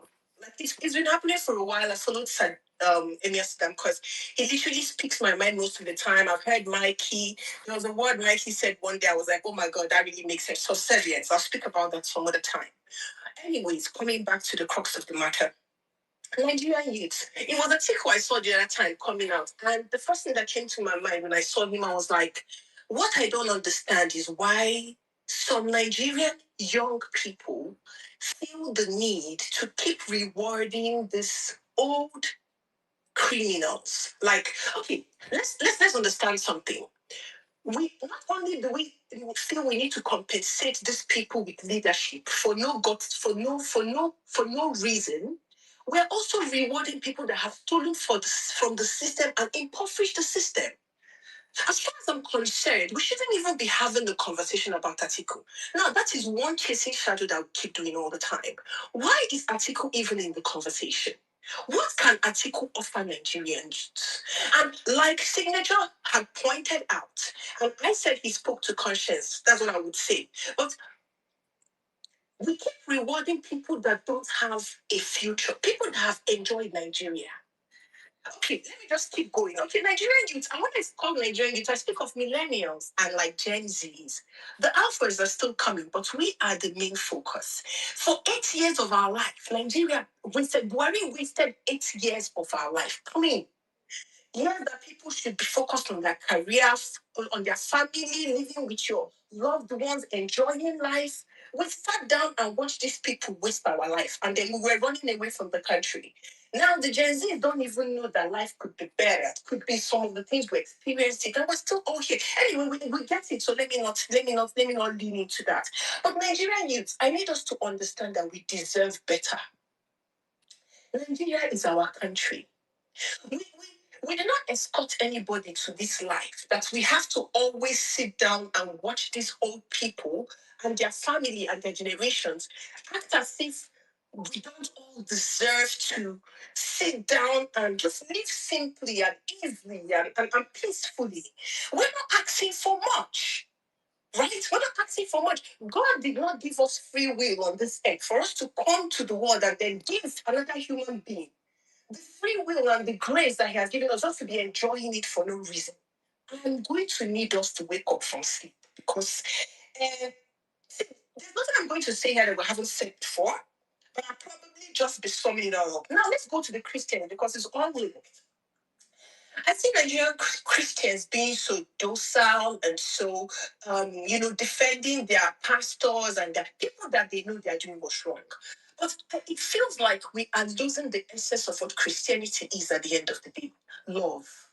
Love for a fellow human being. See, some of us that are docile, or some of us that sit down and deceive ourselves every day that, oh, after all, I'm going to be okay. Oh, I'm just going to leave the country. Oh, you're being selfish. You do know that at the end of the day, if anything ever happened to you, even when you meet your Father in heaven, and God says to you, He will ask you what, during judgment, they will ask you, what were you doing when you were quiet and things were happening in your country?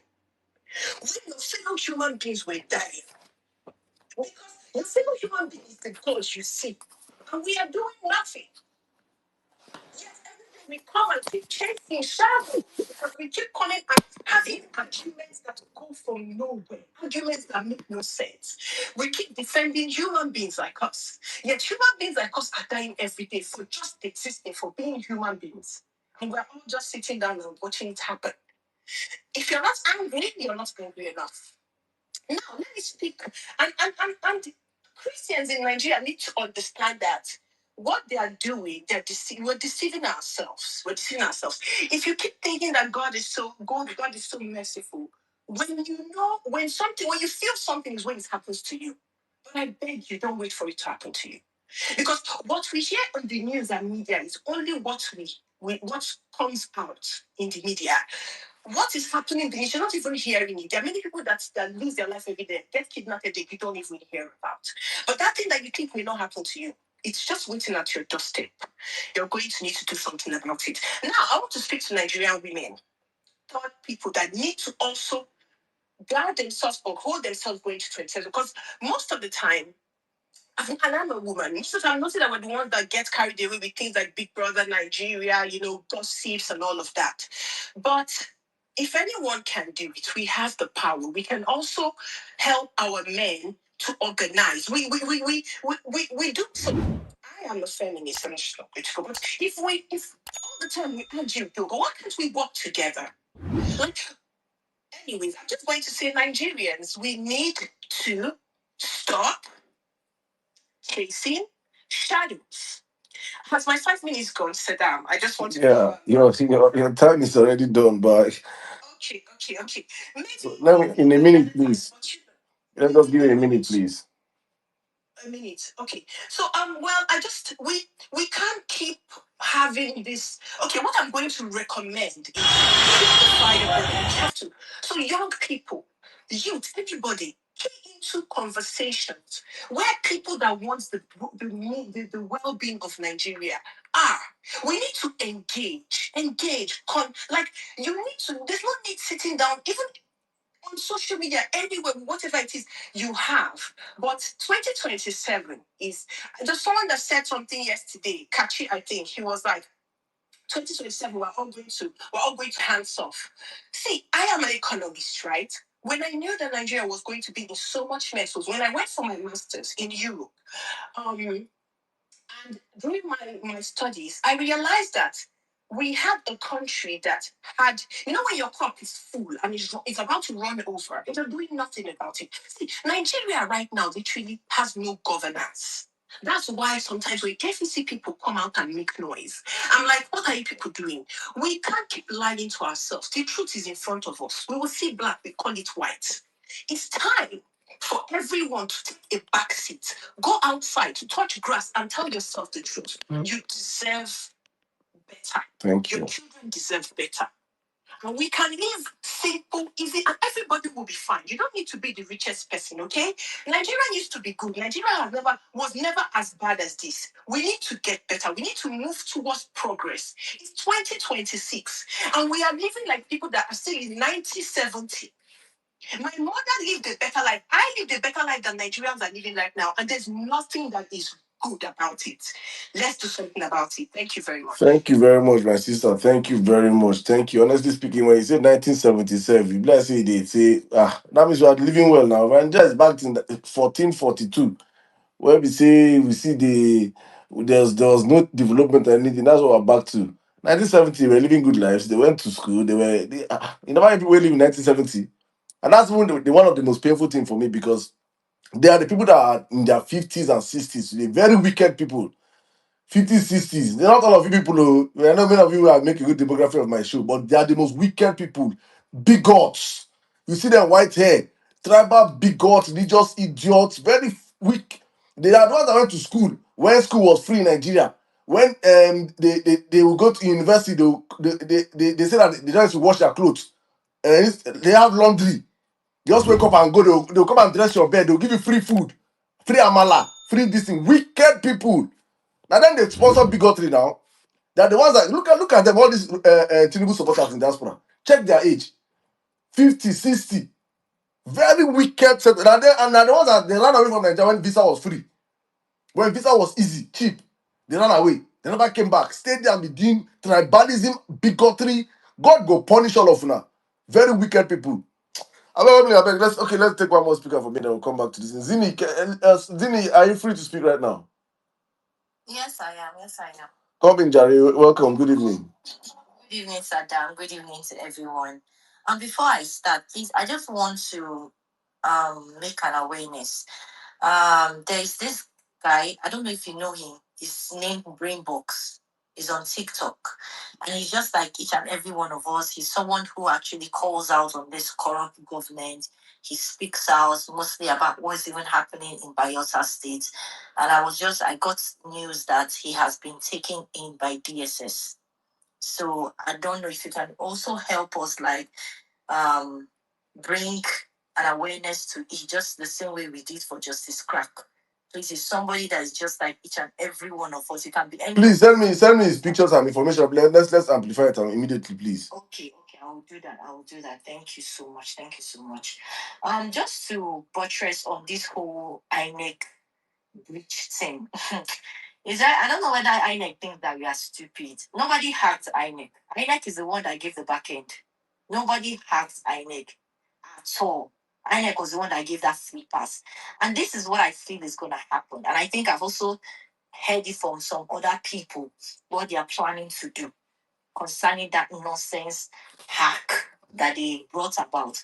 To me, they are planning to disenfranchise every voter of the opposition party. They want a situation whereby they get the names, because they already have the information of all voters, everybody that voted the Labour Party, that's the P2B, the Atiku, all of them, they've gotten their information. So what they want to do is, on that day, when you reach your polling unit, you don't go see your name. And what they want to do, every person will not be APC voter in every single polling unit, because they know now that Nigerians are already planning aura for aura. They know that Nigerians are planning for the dogs. How do you know APC voters, please? Okay, let me give you, for example, now, they already, like I said, they already have an information concerning whoever it is that voted on that 2023. So what they do is just get a name. Let me say, for example, now, let's say my own name is Zini Sings. They find out where I voted, how I voted. Then anybody that is Zini Sings and every location that is associated with Zini Singh, they remove that information. So if you... That means the revolution will start from the polling unit now. Exactly. Now, what thing they won't do? Then they'll remove everybody now where you polling. And not even that, they want to create it in such a way that even at the collation center, they will create like an e-backup. For every result you upload now, they go create like an e-photocopy of that result. And then reduce the number in their backend. I say, okay, yes, I have already uploaded it to. They will now bring their security to buy the place, so make nobody come. But the thing with I want to tell Nigerians is, I'm so happy now we have brought some solution. Number one, concerning that whole uploading of results, the solution of the ballots, the smart ballot app, that one is there. Another solution. But another thing is, Nigerians need to start, once you get to your polling unit, not just upload on the smart ballots, upload on all your social media platform, most especially Twitter. As you they snap, they upload them. Not just upload them for smart ballot. As you they snap, they upload them because these people, they know that we are going to do violence for violence. So the only criteria now is to try and create a permanent back end for IREV When they go, they use them, they do whatever it is they want to, they switch people result because they did the same thing according to what I heard in Gumbe in 2023 because Peter Obi won Gombe. That was exactly what they did. And they are planning to replicate it 2027. So Nigerians, if you get, as you reach your polling unit, as they take it, as they upload them for smart ballot, they upload that for your Twitter page, they upload that for your TikTok, they upload that for your Facebook, every single place you can think of, so that even if they try it, all the results, the whole world is seeing the result, not just on smart ballot app. The whole world, the whole nation is seeing the result on every social media because this time around it is a ballot revolution. It is not just an election. It is we are revolting in the ballot area. We are is ballot revolution, polling unit revolution, collation revolution. Now revolution where we they come with for 20. And please, Nigerians, we need to bury fear. That's another thing because I know these people are preparing with all their security agency. We need to bury fear. These people bleed the same way we bleed. They don't have lasers shooting out of their eyes. They do not have tongues coming out of their bodies. They don't breathe out fires like dragon. They have the same head. You get this number of head, number of hands, fingers, legs. Make we come out prepared, ready to defend, ready to secure our vote on that day from the rack center to the polling unit to the collation center. If they give time, say election is starting by 8 a.m. Nigerians should be out by 5 in their rack center, in their polling units, making sure that the results or the voting materials they are moving from the rack center to the polling unit, you they follow up. And when you reach your polling unit, whichever core member that is going to be there to take care of every person's voting, make sure that all the ballot paper has been counted. Everybody will look at the ballot, no say they not on printer. It must be the exact number of the people that they have already collected and going to vote on that polling unit. If they don't bring the exact thing, make you beat craze out their body. We have to see videos. Enough is enough this time around. These people what pisses me off is that these people are the minority.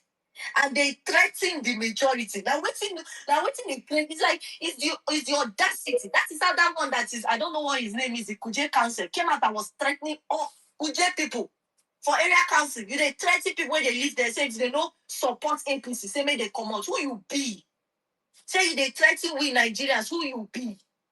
Enough is enough. You have taken rubbish.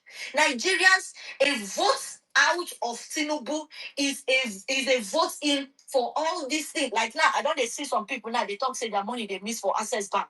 This is due to corruption because I know nothing is going to be done about it. Nigerians have to start voting in good governance. People were stranded at the Benin bypass in Agbo for days, smelling, not eating, no water to drink, nothing. They even had to start clearing bush for themselves so that they can pass. This is the bad government that we are talking about. And Nigerians, we need to nip it in the bud.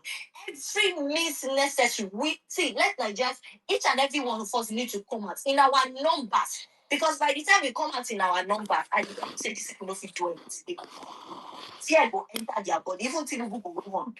Tinubu is not coming back. And he knows it's not coming back. He knows that Nigerians are ready for the fight. That's the reason why they started creating this glitch. We want to start it before the election, during the election, after the election. And maybe when they do it, they will not try to create it in such a way that it's not just going to affect the opposition. It will affect maybe those areas where the opposition don't really have much power. They will just do a little bit and say, okay, yes, it's not affecting them also. It's also affecting us. That's what they want to do. They want to try and create excuses. But Nigerians, we need to stop them by all means possible. I love what my sister said. Women, we are the revolutionary. There is no revolution you do not find a woman. Women, we need to come out. Ladies, we need to come out. No more wearing skirts to polling units. Get down, say they go get your trouser. Wear your sneakers, wear your shirts, get your pepper spray ready. Go and grind all the pepper that you know. Whether it is Camilo pepper, whether it is yellow pepper, whether it is red pepper, grind it, dry it in the sun, put it inside bottle, put hot water for inside. Go and browse on how to create your own pepper spray. Everybody should come out. Get your tasers ready. Get your bottles ready. Now, aura for aura, violence for violence. We are not waiting. We don't even trust. I don't trust INEC. Check it. I don't trust INEC. I don't trust APC. I don't trust. So we are not going to rely on INEC that day. It is we Nigerians are going to give our own results, and the world will see our result. So that when the Kasala boss, they go no say, see, we this is our result. You know, give us our result and the reason why violence they cause. I say instead of Tinubu coming back to Nigeria, make Nigeria just come and divide. Because a Tinubu cannot come back. Wow. It's not possible. Thank you. Nigeria just come and divide, make everybody just go their separate ways. Because we cannot allow this demon. This is a demonic government, a devilish government, a satanic government, a blood-sucking government. 600 people were kidnapped. 600. And what did this man come to? He came to tweet. For who? Who are you tweeting for? Is it that your tweet is going to turn to grenade? Or is going to turn to firearms and gun be rescuing those people? They don't take up, they don't care about Nigerians' lives. They do not care. Places are being flooded. They don't care. People are losing their homes. They don't care. They are bringing down people's buildings. You don't even care for people that you are bringing down their buildings. You're making them homeless in this hard economy. What is wrong with these people? They don't have a heart, and we need to unalive APC by all means. Nigerians, we need to take this serious. This is our only hope. It's our last hope. We need to run mad for these people. We need to show them madness. Madness on all sectors. Make we grace that day. Make everybody show their madness that day because it is enough. We are over 242 million Nigerians. That number is huge. See what Senegal did in 2024. They took out Macky Sall because they came out in their mass number and they refused an election that will read who it is that they wanted out. They came out and they fought for their vote. What is wrong with Nigerians? You are over 242 million. Let's take this fight to them. They are old. These people are old. Some of them are senile. Some of them are sick. Some of them are heading to their grave. You want to speak in Nigeria, they send their dogs after you. They send their rabid dogs after you to come and grab you from your home. But they will not go and grab those ones that are doing the whole corruption. Enough is enough. We need to see P2B is a billionaire. P2B get money. We are the ones relying on that man, not the other way around. This is our fight. I used to tell people that this election is not APC versus NDC. Neither is it Obi versus Tinubu. It is Nigerians versus the ruling party, which is APC and Tinubu put together. We are the ones coming out to vote. We are the opposition. Nigerians are the opposition. Not NDC, not Peter Obi, not Kwankwaso. Nigerians all across the entire nation, all across the globe, those in diaspora and here at home. We are the opposition, and we need to come together and fight. These people, how can over 200 million people not bring down few riffraffs? Over 200 million people, you cannot bring down old men.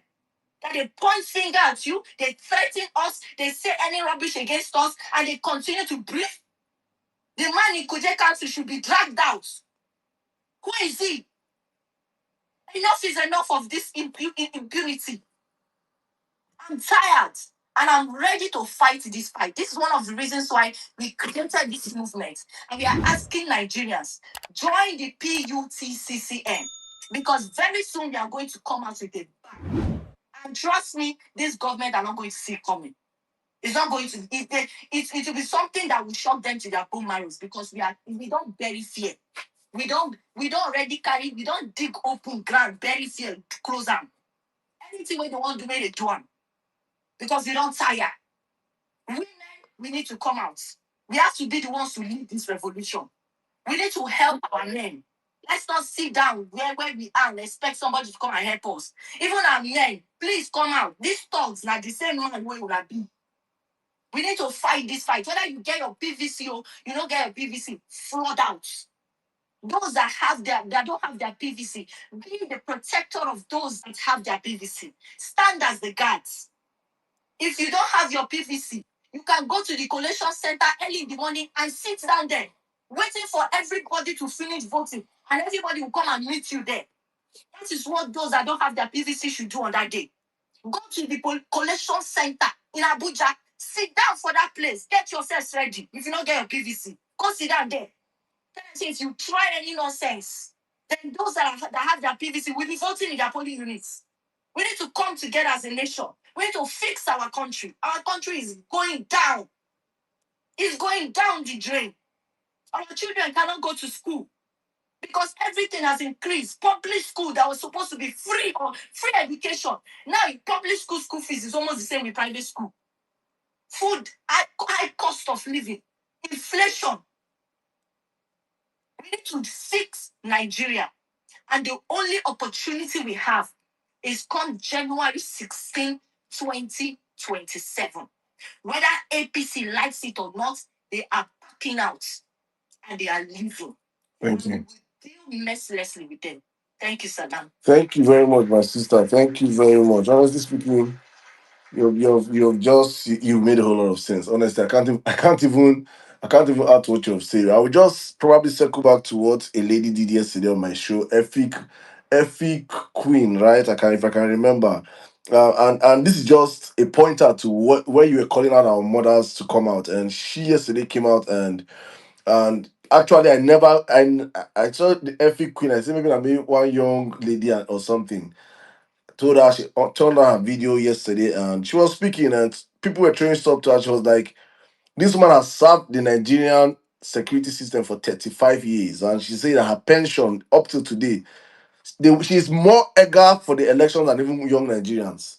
What she was saying, we were on live yesterday, she said she's coming out with her pen knife, her 2x2. This one has security. She said, if you see the energy from our women coming out, APC will be shocked what will happen next year. I'm just saying it one more time. And it's just for all of us to, those are probably saying, what do we have to do? Please get hope when you listen to other Nigerians. These are Nigerians in Nigeria speaking actually. This my sister spoke that she's in Nigeria.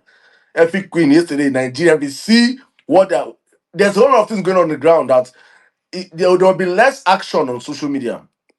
These elections are more offline. That I can guarantee. That I can 100% guarantee that because the anger. Tinubu is having a meeting as we're speaking right now with the governors, saying that they want to reduce the fuel price.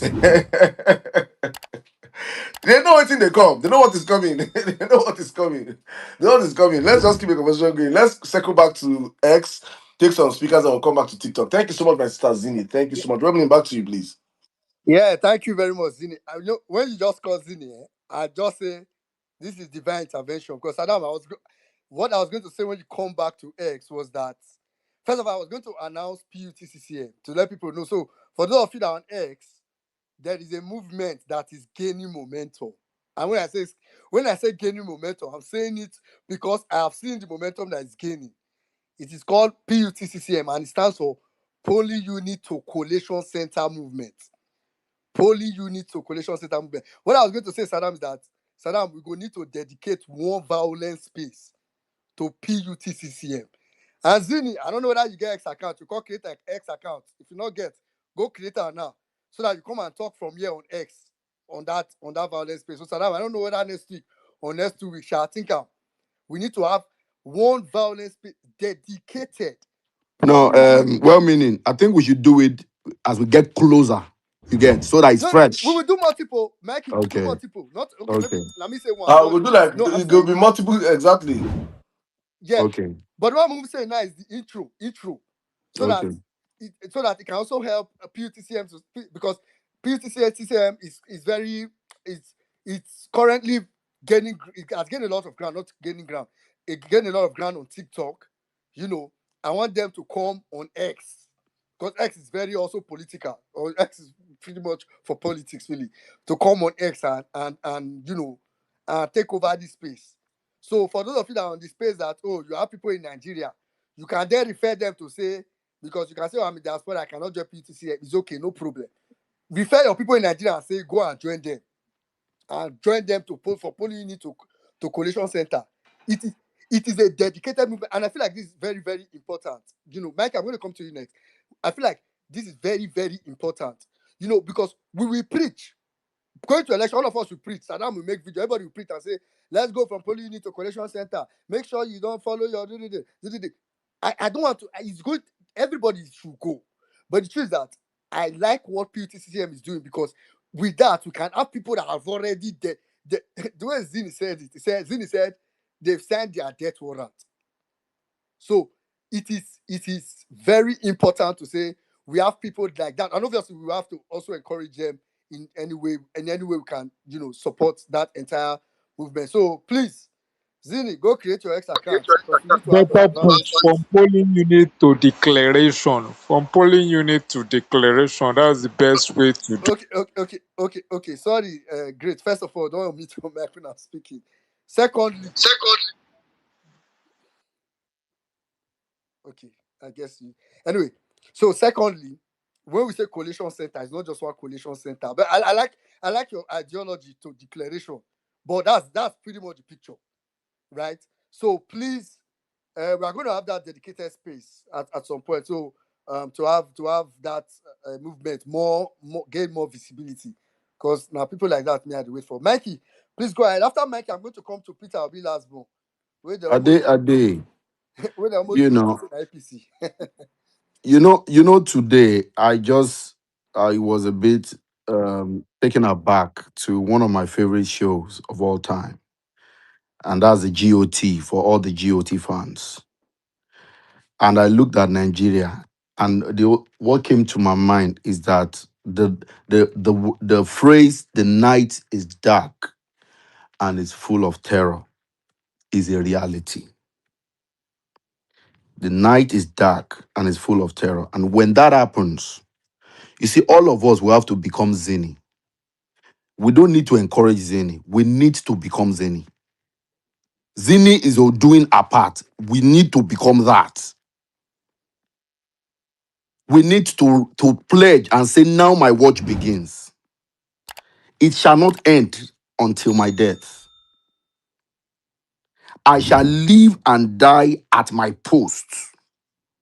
I am the sword in the darkness. I am the watcher of this wall called Nigeria. I am the shield that guards the red of men. I pledge my life and honor to this watch for the nights and all the nights to come. That is what Zini means. Everybody must become that. We cannot afford to leave our country to a people who are ready to destroy it to the last, and we are just here dealing on semantics. We can't afford to do that. We cannot even afford to be talking about IREV, what APC are planning. What I have said it again and again to you. The way I am approaching 2027 election is absolutely analog. Absolutely, 100%. You see, every other thing that we're doing in the technological space is just a backup. It's just a backup. That is not because if we sit here and we're talking about all the technological strategy and all that, and I give kudos because I joined Smart Ballot and I saw the brilliance, the genius of Smart Ballot.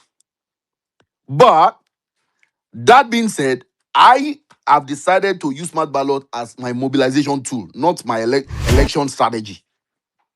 I will use it to mobilize. I will use it to form my block vote. I will use it to gather. I will use it to form my army of night watch. Because that during 2027 election, we are all becoming crows. We are all going to guard to the last. We are all guarding to the last. We are not leaving anything to anybody. We are not leaving anything to any collation officer to count. We are not all stupid. We can count. How can I vote and not be able to count my vote? Why will I vote and leave my vote for somebody else to count it? Why will I leave my house, sweat, go through all the rigor of registering, getting PVC, that the disenfranchisement of getting the PVC, the strategic manipulation and the strategic disenfranchisement. How can all that? I've gone through all that, and I will now wait for one idiot somewhere to now be the one that will count my votes. I must be a mad person.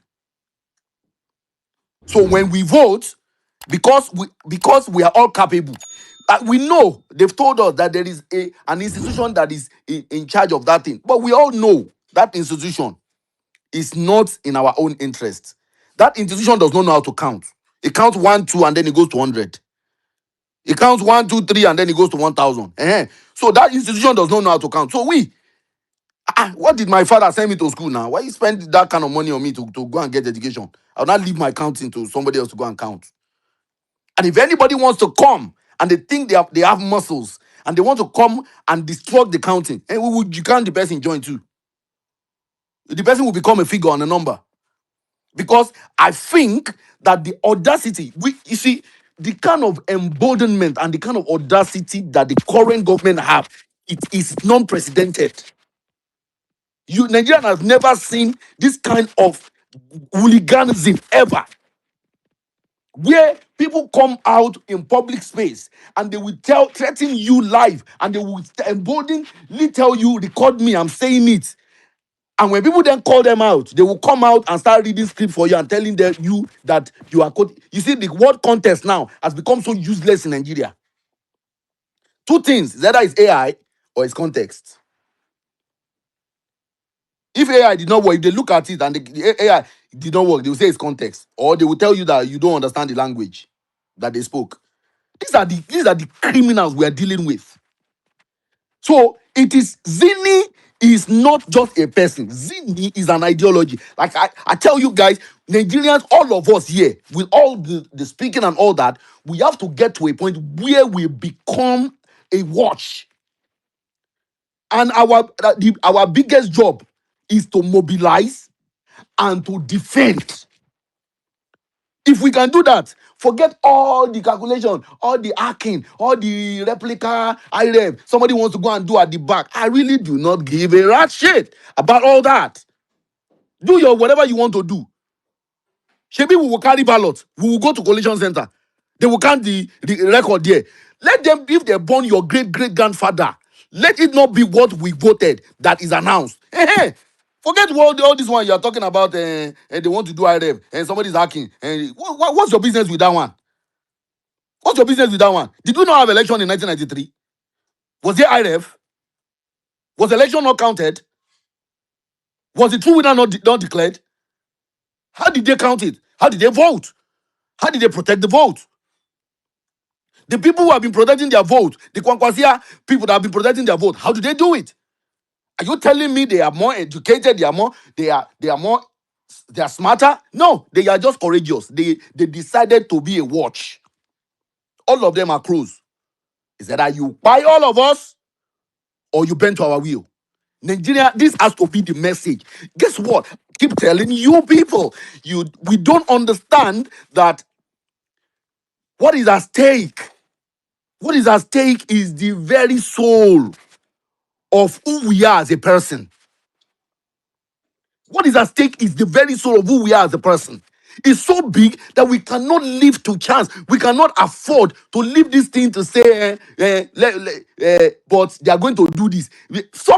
Guys, stop helping APC to figure out what they are going to do. That's not your job. Let them be on the defensive.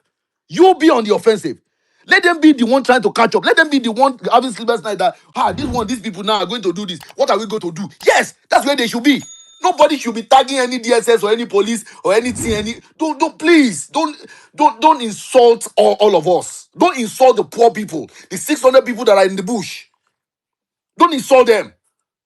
Are you not aware? Can't you see? Is it not glaring to you what is going on? Is it not getting to you that these people we are dealing with are still playing politics as usual? Because they don't rate you, they are still playing the politics as usual. They are still trying to divide. Let's infiltrate their camp. Let's send this person. You go and divide this vote in this place. Let's this governor come. This governor will now use his structure. Those are the language they talk. When you ask them how they are going to win, that's what they tell you. Because they don't rate me and you. You are nobody.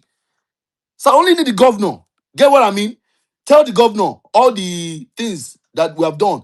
They don't rate you. So we now need to send a message. We need to send a message and say, look, we might be little, we might not be in their class, but we are many. And when the voice of the many rise, it drowns the few. When the many come together, it drowns the powerful.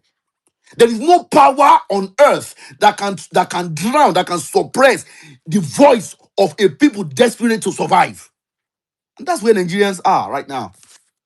Yesterday we're talking, and somebody was saying that a tuber of yam was bought for 9,000. How bad do you want it to get? That is more than 10% of your national salary, national wage is spent on a tuber of yam. So how bad do you want it to get?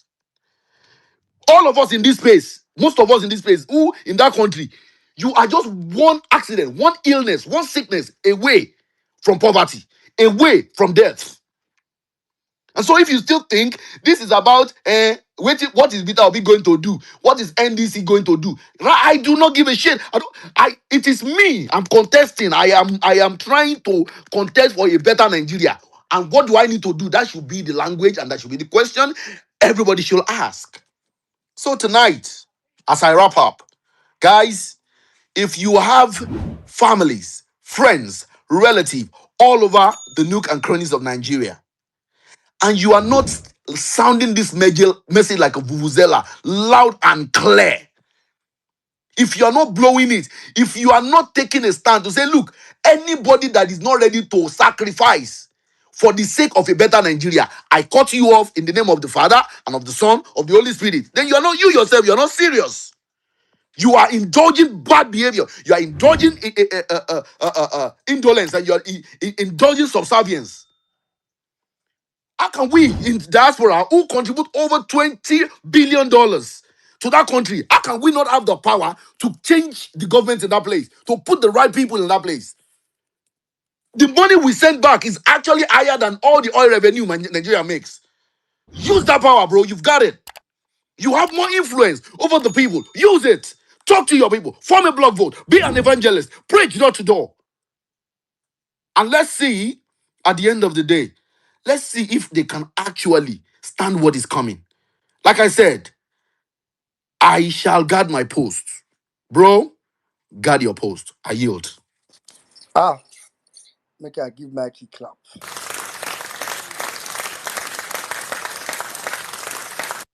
Thank you very much, Mikey. Oh no, you there's this thing you said that that's what I said earlier that everything APC want to do, they should just go and do it in an alternate universe. As long as it is in this universe that we are in, this one with actual human beings in polling units. Talk, talk. I pity. Now the people who are the pity pass for this election. Now compass. See, if you have brother, sister, anybody that is a core member, that you want to do election, you can't say, oh, and I'm telling you now, you might say, oh, I trust my brother, I trust my sister. The pressure that we face is hard, though. The pressure that we face from politicians, I've been there before. It is a very strong pressure. So just want them down and say, my brother, my sister, if you cannot stand this pressure, don't just bother to go. Because if you go and you succumb to what politician told you to do, my brother, you may not come back. You may not come back. Just be warning your people. Because what Mikey just said now, this is the summary of the whole matter. Irrespective of what APC or INEC want, I'm not even interested in what INEC wants to do. That's why I was asking that. People that are asking INEC question, like, oh, INEC, why are you doing? Okay, so you're expecting INEC. Are you really? Oh, God, I beg you. Anyway, thank you very much. And for Mikey, let me quickly take Peter Obi last born, after which we'll take some person from TikTok. Then I'll come back to take Rita. And we'll take it from there. If you're on the speaker section and your hand is not up, I probably, if my hand is move around, now people with their hand day up now, they only see. So, because I almost feel like there's some person here that have been here for some time. Anyway, Peter Obi last born, please go ahead. After which we'll go to TikTok and come back. Greetings, everybody. Emia Sada. My guy, well meaning. Omega S, my boss. Happy New Year to Violent Space. He don't tell. He don't tell. Oh, well, this is my first time speaking on Violent Space this year. This year, right? Yes, this year. I've just been listening. I've been busy back end, so I've not been able to. I always know noisy You place don't when you Violent don't join Space. Cabal now. You don't join Cabal. No be so, no be so. I'm always in a noisy place where Violent Space is always on, so I cannot request the mic. Boy, it's nice to be here. It just feel fresh and I see it yesterday. But let's say we don't old. Some people don't understand. We don't old. Greetings to everybody. One MC, Gospel, Mommy, Anka, Dede, my sweet mommy, everybody. Sorry, I beg. When I give you more time. Well done, everybody. Well done, everybody. So, before I give my submission, when in Nigeria, now you go understand very well. Well, we have an association called the Flag Bearers Association of Nigeria, National Flag Bearers. We are in the process of restarting it. Flag Boy is the president of the organization, and I'm the vice president by God grace. We have people in almost all 36 states, and it will shock you that Wemi Nigeria was the first person, will I say, on earth or in Nigeria that donated to that association. Wemi, can you remember Wait till they do during you Peter Obi last ball. Is that your submission with this? wait now, I'm going so yeah. During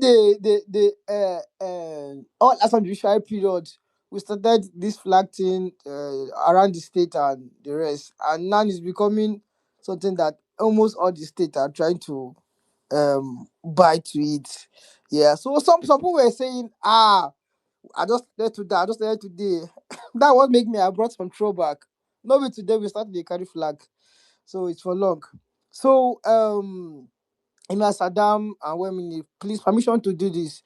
Please, I'll drop maybe in the comment section. If you want to join the flag bearers movement, you can DM me so that we can add you in our WhatsApp group or story so that we can communicate and move it around the country. Thank you very much. If you want to join the flag bearers association of Nigeria, you can just DM me or anybody or the admins. Thank you very much. All right, very quick. So I just want to talk about my experience today and yesterday when I went out to advertise NDC flag. But before then, I'll just drop one submission on the topic. It's a lesson from 2023. The lesson I learned is that after voting, I will not just vote and go home. I will follow my vote to the collection center. Because the truth is, yes, I was also a victim. Last election, I voted and my vote was counted quite right. After that, I was so happy, not knowing that collection center is still there and the rest. So I've learned very well that we are going to follow Bamba to Bamba. If they shout, we'll shout. If they carry gun, we'll carry bomb. If they carry Narig and Pai. So aura for aura, madness for madness this time around. Nobody's smiling. Nobody's smiling. I can let me not even speak much. Some people call me jobless when they see me on the street carrying flag. But let me tell all of you, I'm a mechanical engineer. Eh? I carry flag. I'm a mechanical engineer. Yeah, you're surprised. But I carry flag. It doesn't mean I'm jobless. They call me jobless and the rest. Doesn't mean I'm jobless. It's because I know what I'm fighting for.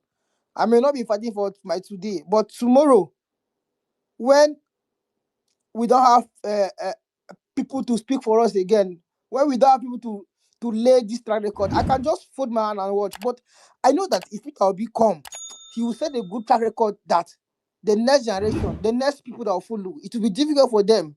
You can see from Anambra now, they will have no choice. That's what give me the reason to support this man. It's not because he will transform Nigeria like a magic. I keep telling people, Peter Obi will not come and turn Nigeria to Dubai one day. But this man will give them a record that they have to beat. Like he will give them a standard that when he leaves, they must at least follow small track record. And guess what? If everybody starts following that state, Nigeria will be better and will not be struggling for jobs. We all will not be struggling to we all will not be struggling to eat the 3 square meal again. We all will not be queuing to buy fuels. So we will not be struggling and taking one bag of rice as if is gold. Some people right now, they don't even cook with meat. They say they have crayfish, but before in their house, let me see how they will celebrate December now. No December for anybody. Very good. Say no dirty December. No December for anybody. Rather use it for campaign. No December. Before people will keep chicken, goats. Now go and ask price of egg. What how did Tinubu call it? Say, a egg, I be how did he call it? Go and ask price of a egg. Just a egg. Last, some of you will just fry akara in your house and eat. You understand? You just fry akara in your house and eat, and maybe cassava, all those gari, anyone. So this is just challenging, and I'm happy. I used to tell people that forget what they're telling you online. Oh, see, people don't love Peter Obi online, bro. I'm telling you, people don't love Peter Obi online. When I went yesterday in Muslim area, Muslim place, bro, they were shouting Obi Kwankwaso. They love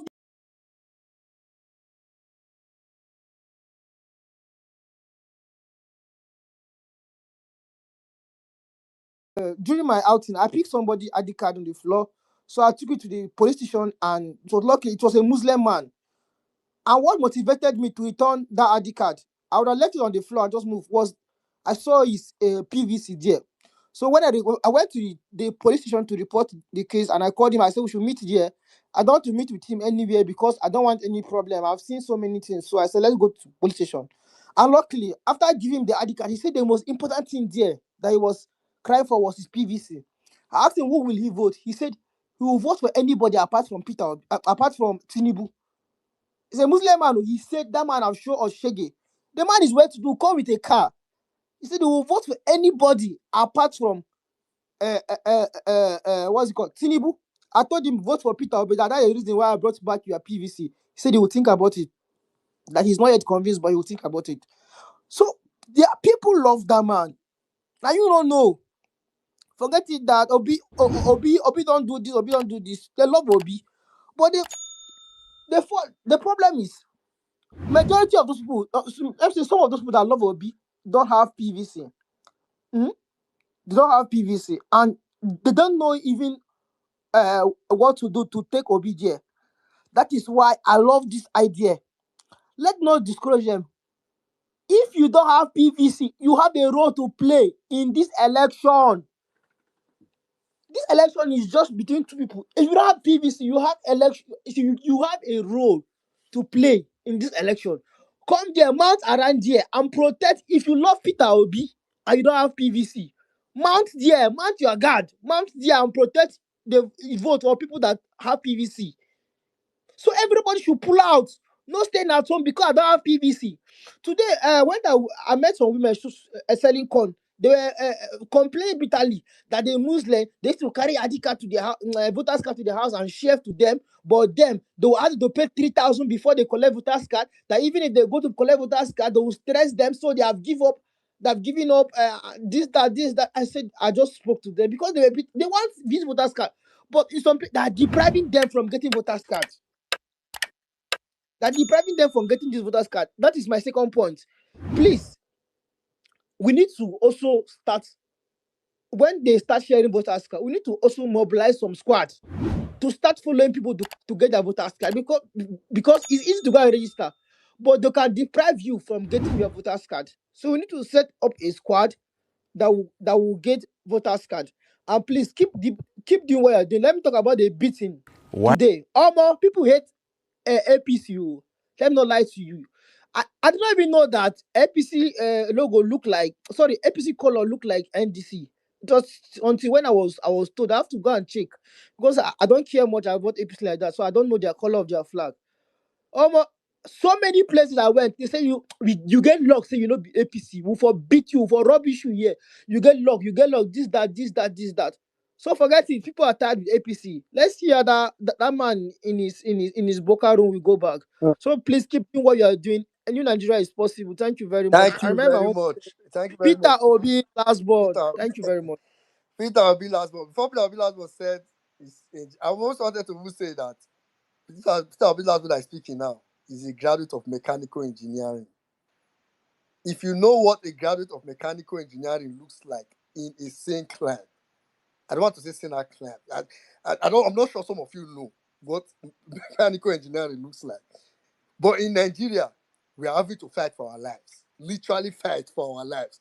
He's now having to carry flag everywhere just because he knows he needs to do that before he can get the kind of life he deserves. Mechanical engineering. God, I beg. Some people will not go secondary school. Sorry, will not go what the equivalent of what we call university in Nigeria abroad. If you see them 24, 25, they've you will see somebody that is like 25 and he's talking, he says he has had 8 years experience. And I mean 8 years cognitive experience, not I sell at one shop or I sell at shoemaker, this shoemaker. Like you be asking yourself, how did this person 20, 25, they don't get house. I'm not talking about rich people. Rich people, you don't collect mortgage, don't get house, don't they pay mortgage. 25 years. In Nigeria, 35, 40 still they struggle to start life. And you people think we are living life in Nigeria. Omo, we need to take this thing serious. We need to take this thing serious. Thank you very much, Peter Abilas. One, like he said, if you're interested in the flag boy movement, I don't know so that I don't call it movement. In the flag boy movement, reach out to him. Peter Abilas one, you must join PUTCCM. You must you already abide by the rules, so you have to be in that team. So we'll probably talk about that subsequently, anyways. Quickly, Saddam, let me come to you to take if you have speakers on TikTok. All right, one verse ABC. You have the life, please, in 5 minutes. Thank you. Okay. Thank you very much. Yes, for me, I just want to speak on some of the fallout of the last election, and I think based on what happened, report, review, and all that. If you have your Bible, I suggest everybody to write this down. If some of you can get to the media and the strategy for Peter Obi people, maybe you can get it to them. Number one, I think all of us know now that there is no court, no law, no fair play, no INEC, no police, no external help concerning this election. Forget this drama. We are monitoring. Technically, in Nigeria right now, we are unknown. There is no regulate. Everybody is on that election or this election. The owner of the occupier said that everything is fair in politics. I want us Nigerians who want something better, just like he has said, because what now we're using their word against them. They said everything is fair in politics. So the question is how hard do we want this? That's one. Two, I will encourage based on the experience we had last time, where LP did some abracadabra, I will say regarding the issue of party agents and all that, if it is possible, I will say that Peter will be Kwankwansia, okay, they should not make that same mistake they made with Labour Party. They must handle this by themselves. The regular people who do party or no party, you know they are in for their whatever they are getting.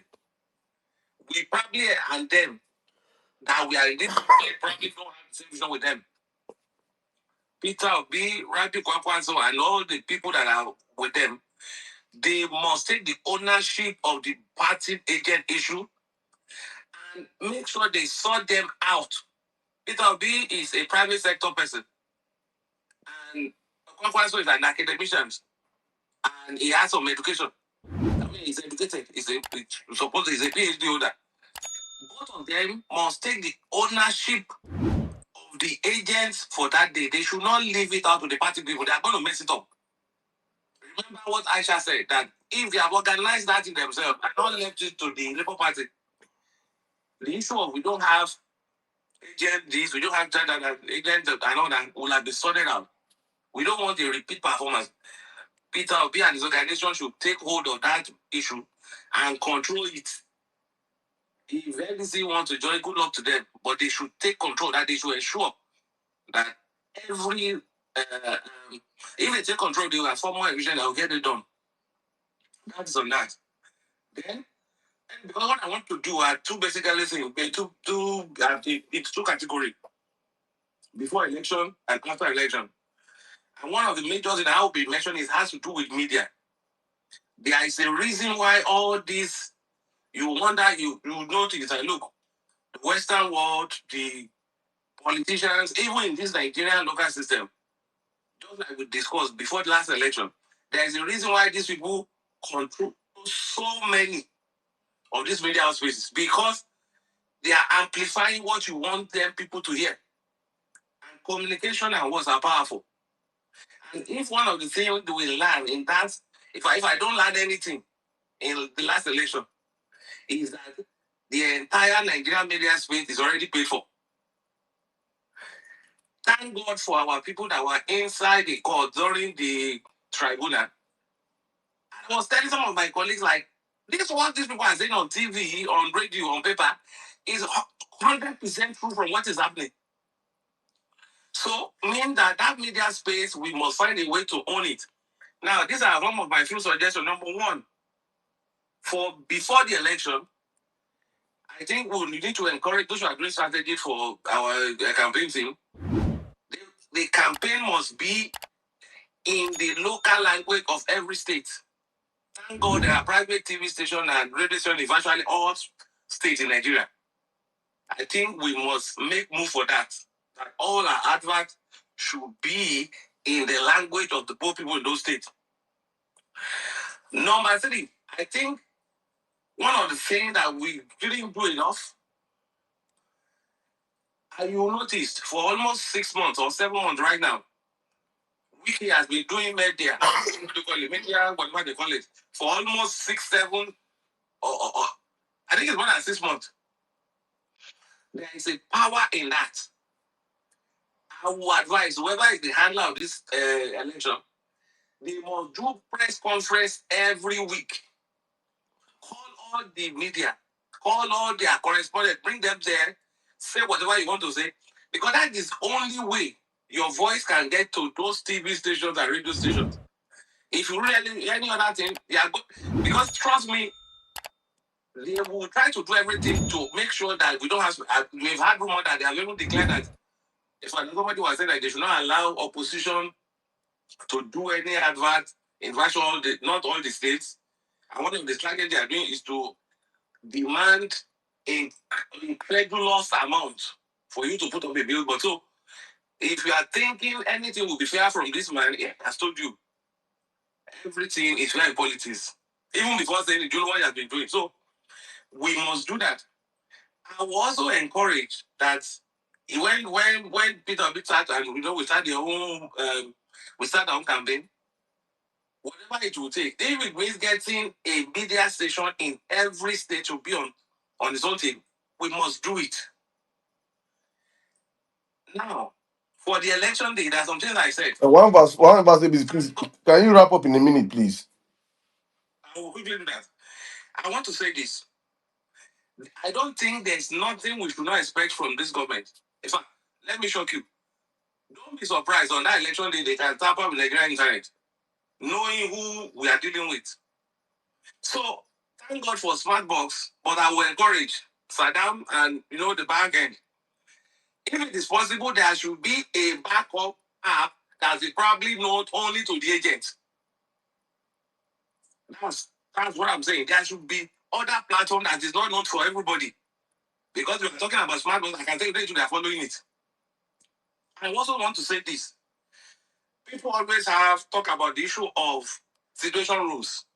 Saddam, I think we should have not less than 5 situation rooms. One, the one that is known for everybody. Other 4 should not be known to everybody. And one of those situation rooms should have a live YouTube running like Quality TV, where as people are sending the result of their unit, they can have it. Why am I saying this? We cannot only base our strategy only as just as a PTUCC said. All social media platforms, we should have dedicated, what do you call it, collation center, WhatsApp, Facebook, and all that. So that when you have all these multiple platforms, it's more difficult for you to shut down. If you have a live running situation room, it's difficult to shut down.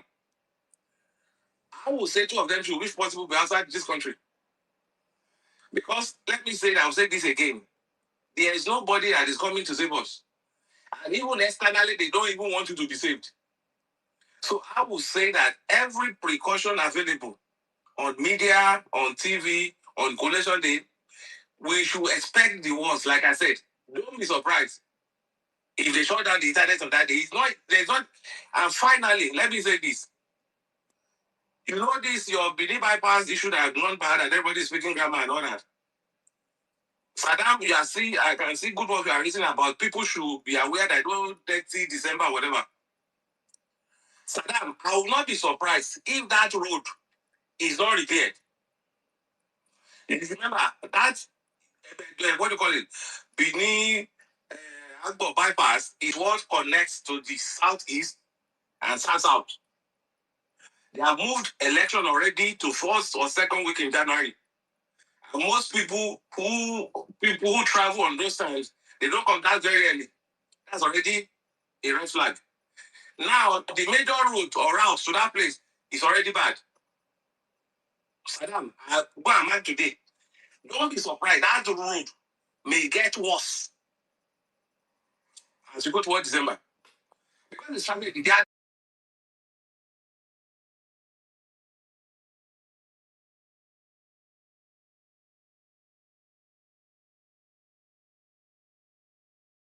is historic.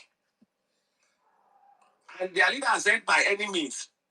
So don't be surprised. They jam the airwaves, they jam the internet, they jam the road, they do any whatever you want to. So we should be aware of all those things. And finally, the encouragement that we've been giving that people should vote, stay, go to the collation center and declare.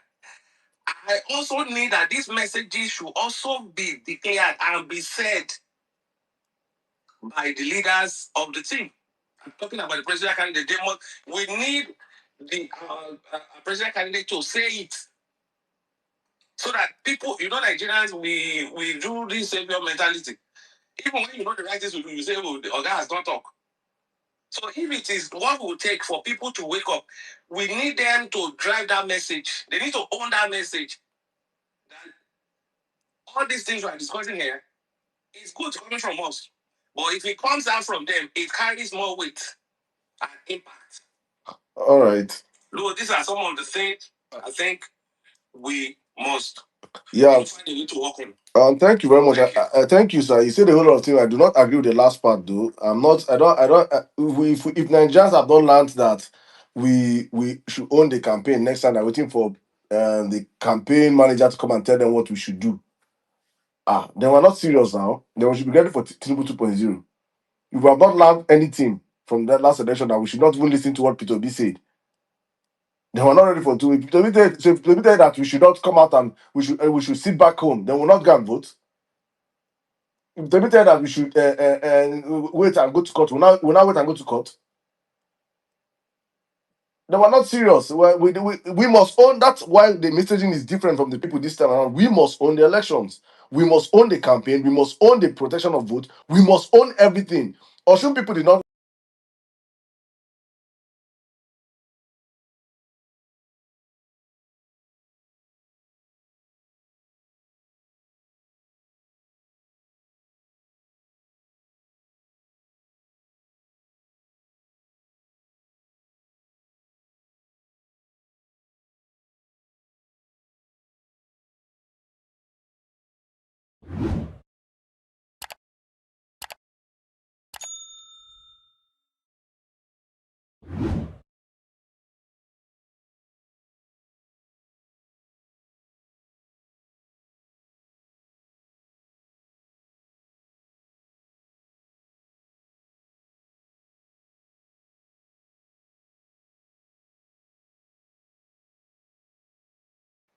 May not talk. They have said a lot. It is up to we Nigerians to own up and do what we have to do. If we are waiting for any candidate and we are not serious as the people, then we deserve Tinubu for a second term. Honestly speaking, that's but whatever that thing you said, I agree with you. But the one you said that we should wait for the presidential candidate should own what?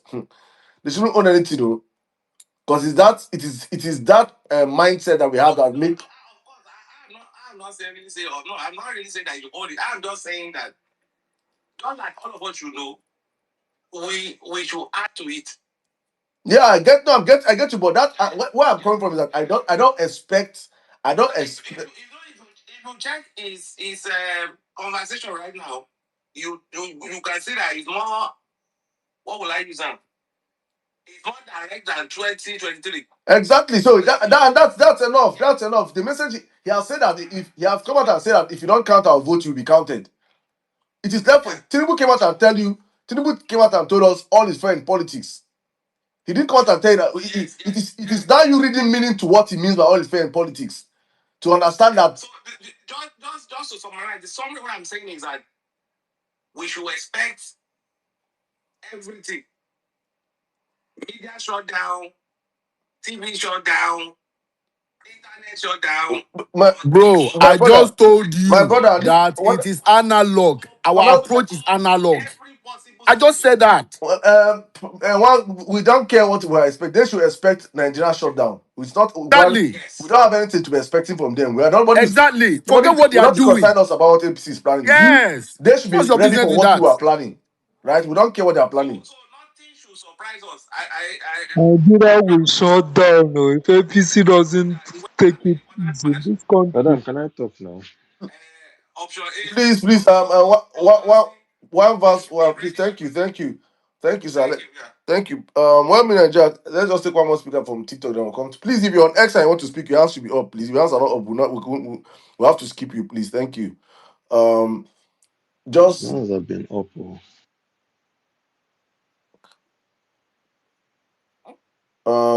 I think Manny Jaja, please, you have the live in 5 minutes, please.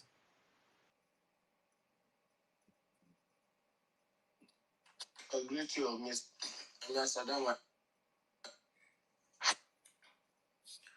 Okay, what I want to say, I just want to thank you. At least your platform has been doing a great deal of the job and for consistency, and to all the panelists. You people have been doing a great job. It just because of how busy work I do, I've seen to have been absent from class. So I think so far so good. It's obvious that the APC is exhausting everything in their basket. I mean, it's as if whichever one they touch, they just get the backlash they deserve from Nigerians. And I think it's something that must continue, and some of the fewer people get it from platforms like this.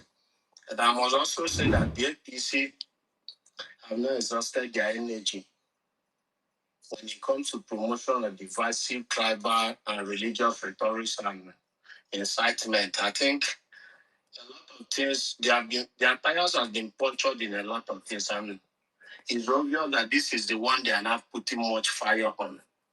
And which I said to give that while we are doing our sensitizations also, we must reverse that trend, because it's a trend they know that Nigerians are very religious, and tribalism have always tried. But this time around, we will try as much as possible not to allow it thrive and make Nigerians understand that anyone that continues dividing us does not have our interests at heart.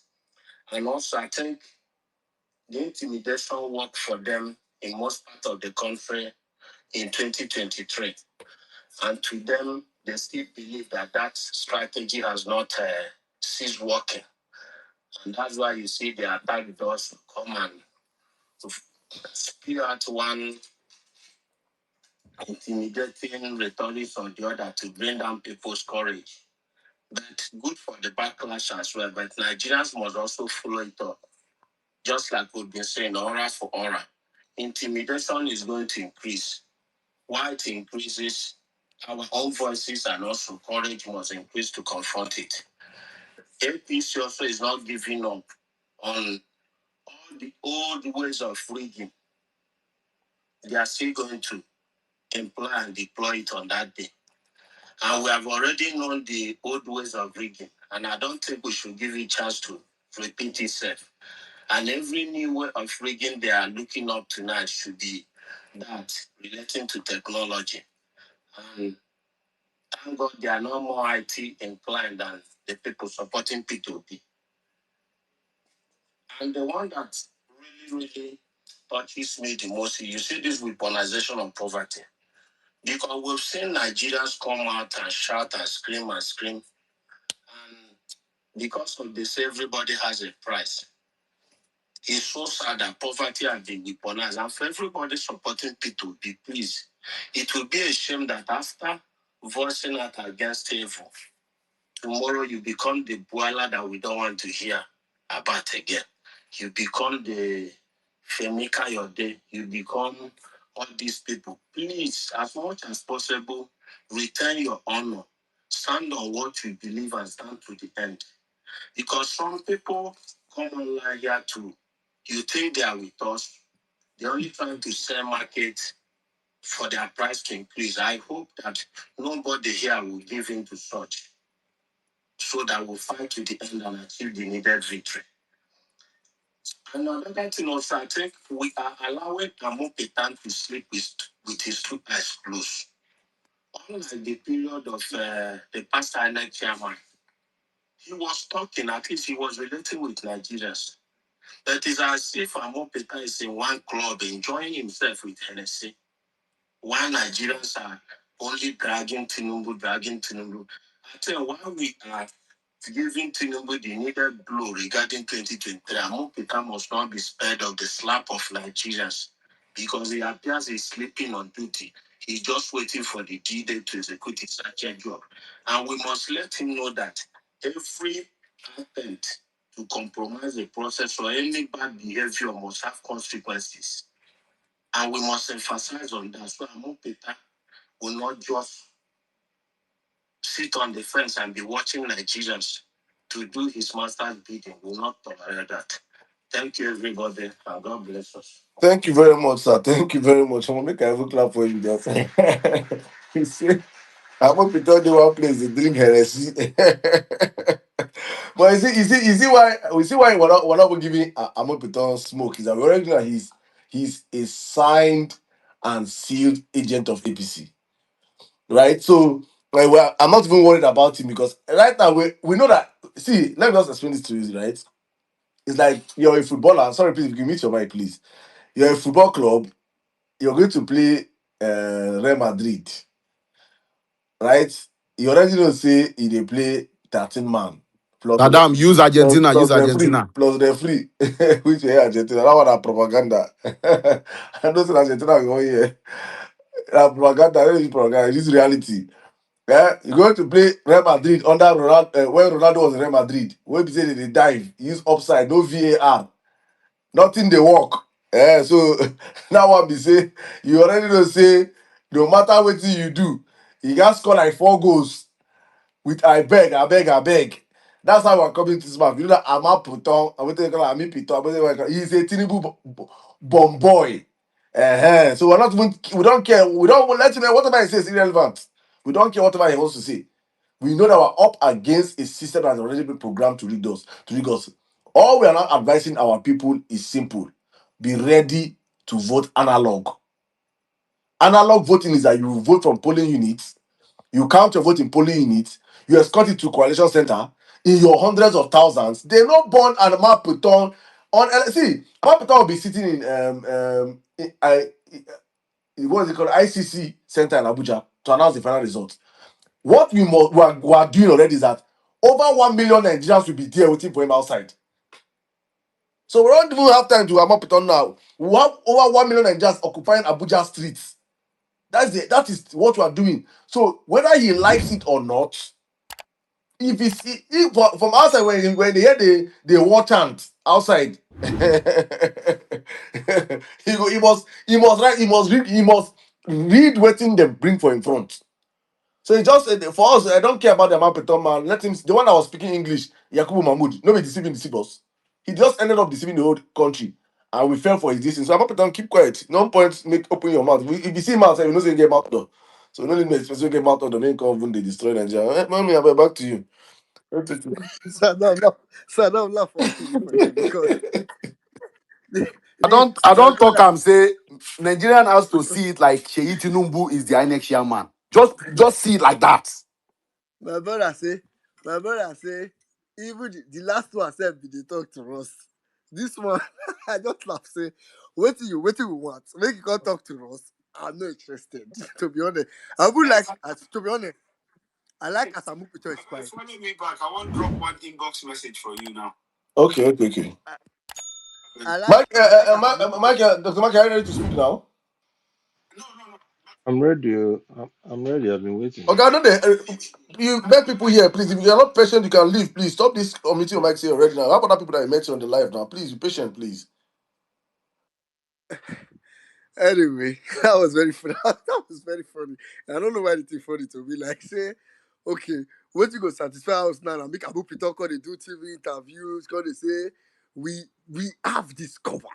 We have discovered. Anyway, like we said, the truth is that the only thing INEC needs to do on that election is bring ballot paper. That's all. In fact, if they put it to any year, we will carry ballot paper ourselves. So every other thing they should just rest. They should rest, except they go and create an alternate universe and conduct the election there. Except that. Except that. Anyway, quickly, I'm going to go straight to Rita. After Rita, I'll come to. So I'm going to go for people that have been here for a long time. Benedict, your hand is not up. You have been here for literally the beginning of the space. I've been going past you because your hand is not up. Um, After The Rita, I'll great have come been here for to long David. also. Women, please. Who? One the great. Yeah, yeah. After Rita, I'm going to go to the great Gandhi. Then please let's make our submission short because I mean we're probably close to where we're going to end. So Rita, please go ahead. Thank you very much. Emia.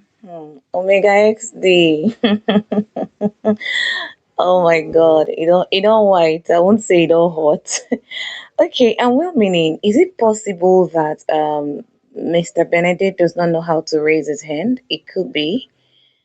Going by the experience I had when I first got the mic and I couldn't speak. So I don't know, maybe that's what is happening to him. So I greet everyone on space, listeners, speakers, YouTube, radio, TikTok, everywhere you're listening from. I greet everybody. On State of the Nation first, fellow Nigerians, it might interest you to know that those kids that were kidnapped the same day as Oriri kids, the 40 or 42 of them are still in the bush 100 days plus today. And just wish to hear, I saw on the Rise TV that we have hundreds of people kidnapped in a nation where we have over 10 different security agencies. And those guys are in the bush as we speak right now. So going into what the lessons from 2023, for some time, each time I speak about my polling unit, I always say my polling unit have over a 1,600 people. When I saw this topic, I had to go look at where because I snapped my polling unit, the last part of it. I went to look at it this evening and I saw that my polling unit were actually 1,734 voters that are meant or ought to vote in that polling unit. But INEC disenfranchised many Nigerians to the point that they changed their polling unit without any notice. And out of the many people that were there on that very day, only 318 of us were accredited.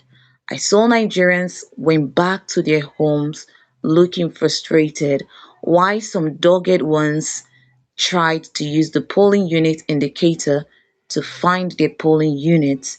And at the time, the polling unit indicator was not working. So going forward, please try to always check your polling unit. Check to make sure that your name is still there. And please, please, and please, each time you go to check, take a screenshot. When you go there to check and you see your name is still on your polling unit, take a screenshot of it. Worry say e get why.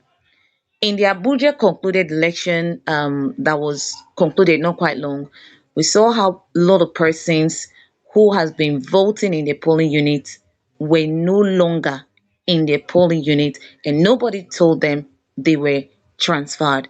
So going into the 2027, please do well to make it a regular habit of checking to make sure you are still where you ought to be. And if you're not, so that we can start raising the alarm for to make sure that what needs to be done before then is done. And talking about success in 2027, there are also lots of lessons I learned. So I want to leave the 2023. There are a lot of lessons I learned first from the election that brought Obaseki, that gave Obaseki a second term. I don't know how many of you followed that election. That election, I follow it so well on one of the channels. I don't know if it was a Rise or Channels TV. They were airing it, and we're following even before the very day of the election. We saw a video where some guys went and camped at the INEC office. They were keeping watch at everything. And one video trended that time where they saw somebody sneaking into the INEC and they shouted, "Who be you? Waiting you they can't do for you." That video trended. I don't know if some of us saw that video and if we still remember. So going into the 2027 election, there are a whole lot of things we'll need to do. If some of us will volunteer to go and wash at the INEC center, that will be very, very beautiful. And another lesson I learned from that Benin election that gave Obaseki second term was Edo people, they voted, they waited. E con even be like say they carry music go there because as they dey count, I saw people dancing, celebrating. Even while they were celebrating there, the votes are being counted. Live reports or results were being given to the PDP at right in the situation room. Like I said, I was following life as it was going on. And then that one is even past. The one that we just experienced, which was the Oyo State.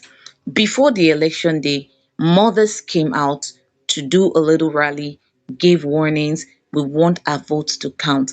And on the election day, everybody, men, women, children, boys, like everybody were on ground.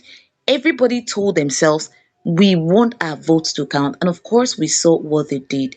So going into the 2027 election, these are the mindsets we should be going into that election with. At this time, if anybody is still asking what will Obi do, or what are the modalities is Obi putting in place, then I see you as someone who really does not understand the magnitude of the suffering you are currently going through. But if you understand the suffering you're going through, you will understand that it is you and myself who are struggling to feed right now. You will understand that it's you and myself that are struggling to pay NEPA bill for light that you even hardly see, not His Excellency Peter Gregory Obi. Like, as a matter of fact, for me, this man is coming to help me. So I, as an individual, I need to do everything possible to make sure that I get him in there for my own betterment. I think this is the mentality we should carry going into the 2027 election. And even before now, I'm wrapping up Sundari. Even before I got a chance to speak now, I saw a guy's video posted by Blessed, a very unblessed. The guy said, if you have a PVC, if you don't have, come outside, which has been my message for some time now. While those with PVCs are voting, you without PVC, una go dey keep guard. At the end of the day, everybody go dey there.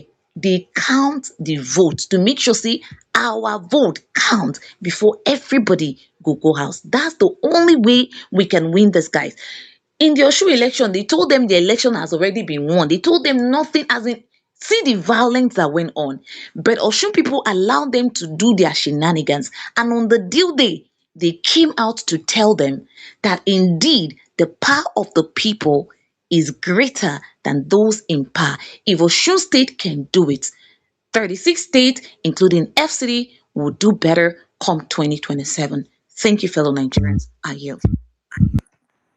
Thank you very much, Rita. Thank you very much. Omo, Well, 1 minute, this please. Just yeah. 1 minute. Let me play my artist new song, please. Just a short music break, then we'll come back. These guys feel this banger.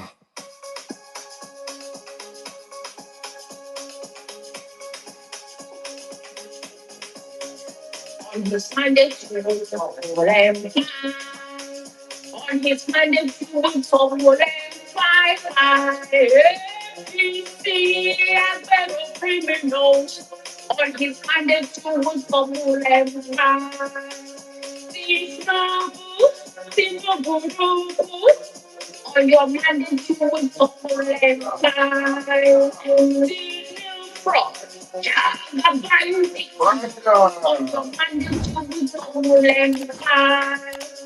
From no, not president. Banga. On your mandate to my mind. On his mandate to Banga. On his mandate to